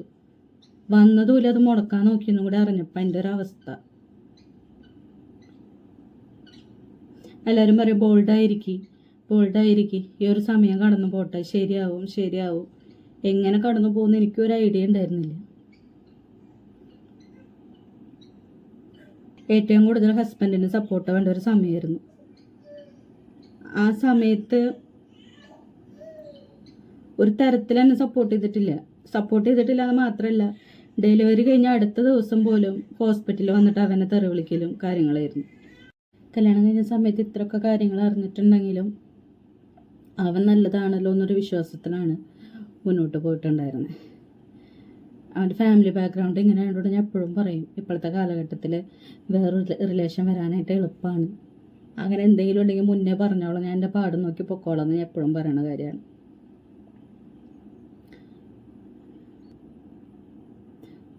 ഞങ്ങൾ ഒരുമിച്ച് പോയായിരുന്ന അവൻ്റെ കാറിൽ അവളെയും കൊണ്ടുപോയി രാത്രി സമയത്ത് എയർപോർട്ടിൽ പോയി സ്വന്തം കാറ് പോലും ബെഡ്റൂം ആക്കിയെന്നൊരു കേൾക്കണൊക്കെ ഒരവസ്ഥയുണ്ട്. ഞാനിത് നല്ലപോലെ ആലോചിച്ചിട്ടാണ് ഞാൻ ഈ വീഡിയോ ഇട്ടത്. കാരണം ഇത്രയൊക്കെ ഉണ്ടായിട്ട് ഞാൻ അവനോട് ക്ഷമിക്കാൻ തയ്യാറായിട്ട് എന്നെ പറഞ്ഞു നടക്കണത് ഞാൻ സൈക്കാണ്, എനിക്ക് മെൻ്റലാണ്, ഞാൻ ജിമ്മ് തകർക്കാൻ വേണ്ടി നടക്കുകയാണ്, എനിക്ക് സംശയരോഗമാണ്. എന്നെ ഇത്ര വർഷമായിട്ട് അവരെ അറിയണ ആരും പറയില്ല എനിക്ക് സംശയരോഗം ഉണ്ടെന്ന്. അങ്ങനെ സംശയരോഗി ആയിരുന്നെങ്കിൽ ഇത്രയും കാര്യങ്ങൾ എൻ്റെ കൺമുമ്പിൽ കണ്ടിട്ട് എനിക്കൊരു സംശയം പോലും വന്നിട്ടില്ല. കുറേ പേര് എൻ്റെ അടുത്ത് പറഞ്ഞു അന്ന് ഡിവോഴ്സ് കൊടുത്ത് പോയാൽ മതിയായിരുന്നല്ലോ എന്ന്. അന്ന് ഡിവോഴ്സ് കൊടുത്ത് പോണ സമയത്ത് എല്ലാവരും പറഞ്ഞിരുന്നത് അവൾക്ക് സുഖം കൂടിയിട്ടാണ്, ഇത്ര നന്നായി ജീവിക്കുമ്പോൾ എന്തിനാണ് വെറുതെ ഡിവോഴ്സും കൊടുത്ത് പോകണമെന്ന്. ഇപ്പോൾ ചോദിക്കണത് അന്നേ ഡിവോഴ്സ് കൊടുത്ത് പോയാൽ മതിയായിരുന്നല്ലേ എന്ന്. അന്ന് ആ ഒരു തീരുമാനം എടുത്ത സമയത്ത് ഇത്രയും പേര് കുറ്റപ്പെടുത്തിയതാണ് എന്നെ. ഇന്ന് ഈ ഒരു അവസ്ഥയിൽ നിൽക്കുന്ന സമയത്ത് എന്നോട് ചോദിക്കാൻ അന്നേ കൊടുത്ത് പോവായിരുന്നില്ലേ എന്ന്.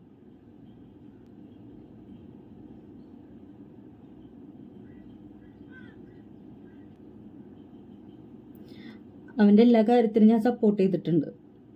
അവൻ ഷോപ്പ് ഇടുന്ന കാര്യത്തിനാണെങ്കിലും ജിം ഇടുന്ന കാര്യത്തിനാണെങ്കിലും എന്ത് കാര്യത്തിനാണെങ്കിലും ഞാൻ അവനെ മാക്സിമം എനിക്ക് പറ്റുന്ന രീതിയിൽ ഞാൻ സപ്പോർട്ട് ചെയ്തിട്ടുണ്ട്. ഞാൻ 7 മാസം വരെ അവിടെ ഉണ്ടായിരുന്നു അവൻ്റെ കൂടെ.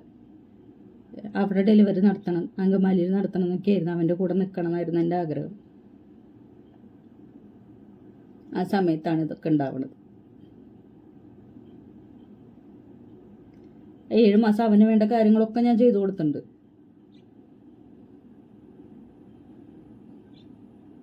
എനിക്ക് ഭക്ഷണം ഉണ്ടാക്കിയില്ലെങ്കിൽ പോലും ഞാൻ അവനുണ്ടാക്കാറുണ്ട്. ഇന്ന് വരെ ഞാൻ ഒരു സ്റ്റേഷനിൽ പോയിട്ടാണ് വരണത്. അവിടെ വെച്ച് അവൻ പറയാണ് അവൻ്റെ സ്വഭാവം കൊള്ളാത്തതുകൊണ്ടാണ് ഞാൻ പോയത്. എന്ത് സ്വഭാവം കൊള്ളാത്തതുകൊണ്ട് ഇമാതിരി വീട്ടുകാരെ അക്സെപ്റ്റ് ചെയ്യണില്ല എന്നൊരു കാര്യമോ? അതാണ് സ്വഭാവം കൊള്ളില്ല എന്ന് പറയണത്. അപ്പോൾ ഇവൻ്റെ ഈ സ്വഭാവത്തിനൊക്കെ ഞാൻ എന്നെ ഇട്ടിട്ട് പോകേണ്ടത്? ഡെലിവറി കഴിഞ്ഞ് 1 മാസം കഴിഞ്ഞ സമയത്താണ് അവന് എന്നെ വേണ്ടെന്നുള്ള ഉറച്ച തീരുമാനത്തിൽ അവ എത്തിയത്. ആയിക്കോട്ടെ, ഞാൻ പറഞ്ഞതാണ്, നീ പൊക്കോ, നിന്റെ പാട് നോക്കി നീ ആരുടെ കൂടെ വെച്ചാൽ പൊക്കോ.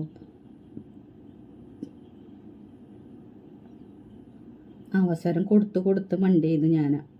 ഒരാൾക്ക് ഒരവസരം, അതിനും കൂടുതൽ നമ്മൾ കൊടുക്കാൻ പാടില്ല. കൊടുത്തു കഴിഞ്ഞാൽ എന്നെ പോലെ ഇതുപോലെ ഇരിക്കേണ്ടി വരും. ഒരു സൈഡിൽ നിന്ന് സപ്പോർട്ടില്ലാതെ നമ്മൾ എങ്ങനെയെങ്കിലുമൊക്കെ ഓരോ കാര്യങ്ങൾ കരക്കെടുത്ത് അടുപ്പിച്ചിങ്ങനെ വരുന്ന സമയത്ത് കുറ്റപ്പെടുത്താനായാലും എന്തിനായാലും ഇഷ്ടംപോലെ ആൾക്കാരുണ്ടാവും. സപ്പോർട്ട് ഒരു മനുഷ്യ കുഞ്ഞുണ്ടാവില്ല. ഇതിൽ ഞാൻ ആരുടെ ഫോട്ടോയോ ജിമ്മിൻ്റെ ഫോട്ടോയോ വേറെ കാര്യങ്ങളോ ഒന്നും ഞാൻ പറയണില്ല. ജിമ്മിൻ്റെ ഓണറിനോട് ഞാൻ മീൻസ് പാർട്ട്ണറോട് ഞാൻ അതിന് സംസാരിച്ചു, 2 വട്ടം സംസാരിച്ചു ഞാൻ അതിനെ പറ്റിയിട്ട്, ഫുള്ള് പ്രൂഫ് വെച്ചിട്ട് ജിമ്മിൽ നടക്കുന്ന കാര്യങ്ങൾ. അപ്പം അയാൾ 2 വട്ടം എന്നോട് പറഞ്ഞു, ലിൻഡോനോട് സംസാരിച്ചിട്ട് വിളിക്കാൻ എൻ്റെ അടുത്ത് പറഞ്ഞു. ആ ജിമ്മിൽ ഇവന് കഞ്ചാവ് കൊടുക്കണതും മോളിക്ക് പെണ്ണുങ്ങളെ കൂട്ടിക്കൊണ്ട് പോകുമ്പോൾ താഴെ കാവൽ നിൽക്കണത് ആരൊക്കെയാണെന്ന് എനിക്കറിയാം. വെറുതെ എന്നെ കൊണ്ട് പേരുകളൊന്നും പറയിപ്പിക്കണ്ട. അവിടുന്ന് കൈ ഒടിഞ്ഞിട്ടും കാലൊടിഞ്ഞിട്ടും ഈ പ്രശ്നം ഉണ്ടായപ്പോഴൊക്കെ ഓരോ പേരും പറഞ്ഞ് റിസൈൻ ചെയ്ത് പോയവരെ എന്തുകൊണ്ടാണ് പോയെന്നുള്ളതൊക്കെ എനിക്കറിയാം. ഇവൻ്റെ ഈ കാര്യം, ഈ പെണ്ണായിട്ടൊരു റിലേഷൻ ഞാൻ കണ്ടുപിടിച്ച സമയത്ത് ആ ജിമ്മിൽ തന്നെ വേറെ റിലേഷൻസ് ഞാൻ കണ്ടുപിടിച്ചിട്ടുണ്ട്. അതാരെന്ന് അവർക്കറിയാം. ഞാൻ അവിടെ പേരൊന്നും പറയണില്ല. ഞാൻ എന്നെക്കൊണ്ട് ആരും പറയിപ്പിക്കാണ്ടിരിക്കണതാണ് നല്ലത്. മാത്രല്ല ഇവൻ്റെ റിലേഷൻ അവസാനം അറിയണ ആള് ഞാനാ. അവസാനം അറിയണ ആള് ആവായിരുന്നു. പോണോണ്ടൊന്നും ഒരു കുഴപ്പമുണ്ടായില്ല, പറയായിരുന്നു. ഒരു മനുഷ്യനെ പച്ചയ്ക്ക് ഇതുപോലെ ചതിച്ചിട്ടല്ല ചെയ്യുക ഓരോ കാര്യങ്ങൾ. എൻ്റെ അടുത്ത് ചോദിക്കാൻ, നിനക്ക് എന്തിൻ്റെ കുറവുള്ളത്? നിനക്ക് ഞാൻ ഡ്രസ്സ് മേടിച്ചിട്ടില്ല, ഫുഡ് മേടിച്ചിട്ടില്ല, പുറത്തേക്ക് പോകണില്ലേ? ഇതിന് മാത്രം ഞാൻ വേറെ ആൾക്കാരുടെ അടുത്തേക്ക് പോവാം. അത് ഞാനെന്താ, ഞാനത് അംഗീകരിച്ചു കൊടുക്കണം. എങ്ങനെയെങ്കിലുമൊക്കെ റിക്കവറിയായി നമ്മൾ ജീവിച്ചു വരുന്ന സമയത്ത് മാക്സിമം ടോർച്ചർ ചെയ്ത് കൊല്ലാനുള്ള വഴിയോളം അവൻ നോക്കിക്കൊണ്ടിരിക്കണം. നാളെ ഞാൻ എൻ്റെ കുട്ടിയും പോയി ചത്തു കഴിഞ്ഞാൽ എന്തുണ്ടാവും? ആർക്ക് പോവും? എൻ്റെ വീട്ടുകാർക്ക് പോവില്ല, അവനോ എൻ്റെ വീട്ടുകാർക്ക് പോവില്ല, എനിക്കെൻ്റെ കുട്ടിക്ക് മാത്രമല്ലേ പോവുള്ളൂ. എന്നെ മെൻ്റലി ടോർച്ചർ ചെയ്ത് അവൻ ചെയ്യാൻ പറ്റണ കാര്യങ്ങളൊക്കെ ചെയ്തു. അതിൽ നിന്നൊക്കെ തലനാരിയ ഇടയ്ക്കാണ് ഞാൻ രക്ഷപ്പെട്ടു പോകുന്നത്. ഇവൻ്റെ കാമുകി കൂടെ പ്ലാൻ ചെയ്ത് വരെ എന്നെ തള്ളിയിടാനായിട്ട് നോക്കി. അതിൽ നിന്ന് ഞാൻ രക്ഷപ്പെട്ടു പോന്നു. അവൻ പുതിയ ജിമ്മിടെ അല്ലെങ്കിൽ ഉള്ള ജിമ്മിൽ അവൻ നന്നാവേ, വളരെ എന്ത് വെച്ചായിക്കോട്ടെ, എനിക്ക് ഒരു പ്രശ്നവുമില്ല. ഞാൻ അവൻ്റെ ഒരു കാര്യത്തിൽ ഇടപെടാൻ വരുന്നില്ല. ഒന്നിലും ഞാൻ ഒരു കാര്യം പറഞ്ഞ് ഞാൻ ചെല്ലണില്ല. എന്നെ ജീവിക്കാൻ വിട്ടാൽ മതി. ചത്ത് കഴിഞ്ഞ സഹതപിക്ക് ഒരുപാട് പേരുണ്ടാവും. ജീവിച്ചിരിക്കുമ്പോൾ സപ്പോർട്ട് ചെയ്യാൻ ഒരാളുണ്ടാവില്ല. ഇത്രയും ഞാൻ അനുഭവിച്ചിട്ട് ഞാനതിന് ഓവർകം ചെയ്ത് വന്നിട്ട് എങ്ങനെയെങ്കിലുമൊക്കെ പിടിച്ചു നിന്നിട്ടാണ് മുന്നോട്ട് പോയിക്കൊണ്ടിരിക്കുന്നത്. അപ്പോഴിതുപോലെ സ്റ്റോറി ഇട്ട ആൾക്കാരോട് അനാവശ്യം പറഞ്ഞ്, എൻ്റെ വീടിൻ്റെ അവിടെ വന്ന് അനാവശ്യം പറഞ്ഞ്, കൊച്ചിൻ്റെ മാമോദീസ മുടക്കാൻ നോക്കി. എന്തൊക്കെ ചെയ്തിട്ടും അവൻ നല്ലവനായി കൊണ്ടിരിക്കുകയാണ് അവിടെ. ആയിക്കോ, ഒരു പ്രശ്നവുമില്ല, എനിക്കിനി നല്ലവനാവേ, വേറെ കല്യാണം കഴിക്കേ, എന്ത് വേണേലും ആരുടെ കൂടെ എന്ത് വേണേലും പൊക്കോ, എന്നെ ഉപദ്രവിക്കാണ്ടിരുന്നാൽ മതി. ഞാൻ എൻ്റെ കുട്ടി എങ്ങനെ വേണേലും ഞാൻ ജീവിച്ചോളാം. എന്നോട് ഒരുപാട് പേര് വിളിച്ച് പറഞ്ഞ്, ഒരു കൊച്ചുണ്ടാവണക്കണം മുന്നേ ഇതൊക്കെ അറിയായിരുന്നെങ്കിൽ എന്താ പറയുക, അതൊരു ബാധ്യത ആയില്ലേ എന്ന് വരെ എൻ്റെ അടുത്ത് പറഞ്ഞ ആൾക്കാരാണ്. എനിക്ക് അവനൊരു ബാധ്യതയില്ല. സാധാരണ കുട്ടികളുണ്ടാവുന്ന പോലെ ഒരു വാശി അവനില്ല. ഇന്ന് ഈ നിമിഷം വരെ അവൻ ഒരു ബാധ്യത എന്ന് ഞാൻ ചിന്തിച്ചിട്ടില്ല. അവളുള്ളതുകൊണ്ടാണ് ഞാനിപ്പോൾ പിടിച്ചു നിൽക്കണത്. അവൻ്റെ തന്തയ്ക്ക് വേണ്ടെന്നല്ല ഉള്ളത്. വേണ്ടാത്ത ആൾക്കാർ ഇട്ടിട്ട് പോയി പൊക്കോട്ടെ. എനിക്ക് അവ ഒരിക്കലും ഒരു ബാധ്യത അല്ല, ആവൂല. ഞങ്ങൾ എങ്ങനെയെങ്കിലുമൊക്കെ ജീവിച്ചോളാം. കേസിൻ്റെ വഴിക്ക് പോകുന്നുണ്ട്. എന്തായാലും ആ ലൈഫ് ഞാൻ മുന്നോട്ട് കൊണ്ടുപോയില്ല. ഡിവോഴ്സിലിരുന്ന് അവസാനിക്കുള്ളൂ. എനിക്ക് പറ്റില്ല. ഞാൻ എൻ്റെ ജീവൻ തിരിച്ചിട്ടത് ഭാഗ്യമെന്ന് പറഞ്ഞിട്ടാണ് ഞാൻ ഇരിക്കുന്നത്. നാളെ ഇപ്പം എനിക്ക് എന്തെങ്കിലും പറ്റിക്കഴിഞ്ഞാൽ എന്താ പറയുക, എൻ്റെ വോയിസ് എൻ്റെ ചാറ്റും പലയിടത്തും കറങ്ങി നടന്ന് അല്ലെങ്കിൽ പലരും പല വർത്താനം പറഞ്ഞ് എന്തിനാ എൻ്റെ ആവശ്യം? ഞാൻ തന്നെ വന്ന് പറഞ്ഞാൽ പോരെ ഇതൊക്കെയാണ് ഉണ്ടായെന്നുള്ളത്.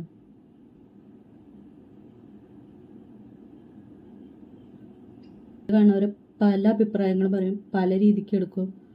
എനിക്കതൊന്നും വിഷയമല്ല. ഞാൻ ഈ പറഞ്ഞതൊക്കെ ഞാൻ അനുഭവിച്ച കാര്യങ്ങളാണ്. അവൻ്റെ സൈഡിൽ നിന്ന് ഈ ഒരു 7 മാസം കൊണ്ട് എനിക്കുണ്ടായ ഒരു എന്താ പറയുക, എന്താ എനിക്ക് അതിനെ പറയേണ്ടതെന്ന് എനിക്കറിയില്ല. ഡെലിവറിക്ക് മുന്നില്ല, ഡെലിവറിക്ക് ശേഷമില്ല, സപ്പോർട്ടില്ല എന്ന് മാത്രമല്ല, ദ്രോഹിച്ചുകൊണ്ടിരിക്കുക. ഞാൻ പിന്നെയും പറയാം, ഇതിന് ഞാൻ ജിമ്മിൻ്റെ പേരോ അല്ലെങ്കിൽ അവൻ്റെ ഫോട്ടോയോ അവൻ്റെ കാര്യങ്ങളോ ഒന്നും ഞാൻ വെക്കണില്ല. ഇനി എന്നെ ദ്രോഹിച്ചുകൊണ്ടിരുന്ന് കഴിഞ്ഞാൽ ആ ജിമ്മിൽ നടക്കണ സകലത്ര കാര്യങ്ങളും ഞാൻ പുറത്തു വിടും. അവിടെ ആർക്കൊക്കെ എന്തൊക്കെ അവീതം ഉണ്ടായിരുന്നു എന്ന് ഞാൻ പുറത്തു വിടും, വിത്ത് വോയിസ്. ഞാൻ മുന്നേ അവിടെ ട്രെയിനർമാരുണ്ടായിരുന്നല്ലോ. ഞാൻ പറയണത് തുടങ്ങിയ സമയത്ത് ആൾക്കാരല്ല, ഇപ്പം അവിടെ കാണാത്ത ആൾക്കാർ. അവന്മാർക്ക് അവിടെ ഉണ്ടായിരുന്ന കാര്യങ്ങളും അതിൻ്റെ പേരിലുണ്ടായ ഇഷ്യൂസും ഒക്കെ എനിക്കറിയാം. വെറുതെ എന്നെ കൊണ്ട് അതൊന്നും പറയിപ്പിക്കണ്ട. ജിമ്മ് പറഞ്ഞു നടക്കണല്ലോ ജിമ്മ് തകർക്കാൻ നോക്കാന്ന്. ജിമ്മ് തകർക്കാൻ നോക്കാണെന്നുണ്ടെങ്കിൽ എനിക്ക് ഈ പറഞ്ഞ സാധനങ്ങളൊക്കെ പുറത്തേക്ക് വിട്ടാണ്ടല്ലോ. ഇവൻ്റെ അടുത്ത് പറഞ്ഞെന്താണെന്നറിയോ, ആ പെണ്ണ് വന്ന സമയം മുതൽ ഡിസംബർ 19 വരെയുള്ള ക്യാമറ ഫുട്ടേജൊക്കെ അവൻ ഡിലീറ്റ് ചെയ്യിപ്പിച്ചു.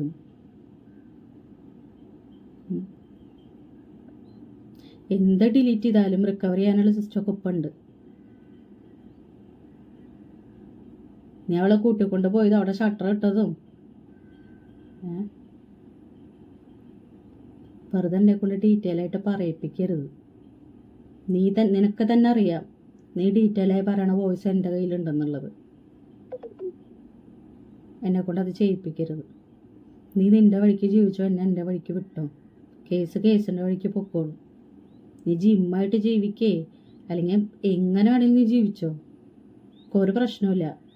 നീ എത്രത്തോളം വളരാൻ പറ്റും നീ എത്രത്തോളം വളർന്നോ. എനിക്ക് പറ്റാവുന്ന രീതിയിലൊക്കെ നിന്നെ വളർത്താൻ ഞാൻ സഹായിച്ചിട്ടുണ്ട്. ഇനി നീ വളർന്നാലും എനിക്കൊന്നുമില്ല, താഴ്ന്നാലും എനിക്കൊന്നുമില്ല. ഇനി നിൻ്റെ ലൈഫാണ്, നീ ഞാൻ സെപ്പറേറ്റാണ്. ഇനി എന്നെ എൻ്റെ കുട്ടീനെയും ദ്രോഹിക്കാനായിട്ട് വരരുത്.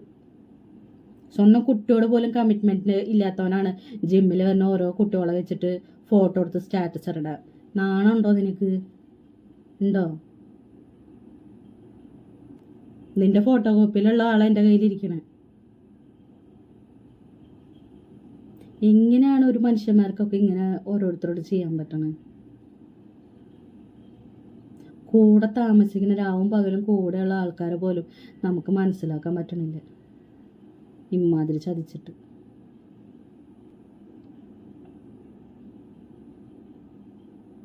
ഞാൻ ഇതോടെ അവസാനിപ്പിക്കുകയാണ്. ഇനി എന്നെ കിടന്ന് ചൊറിയാൻ വന്നു കഴിഞ്ഞാൽ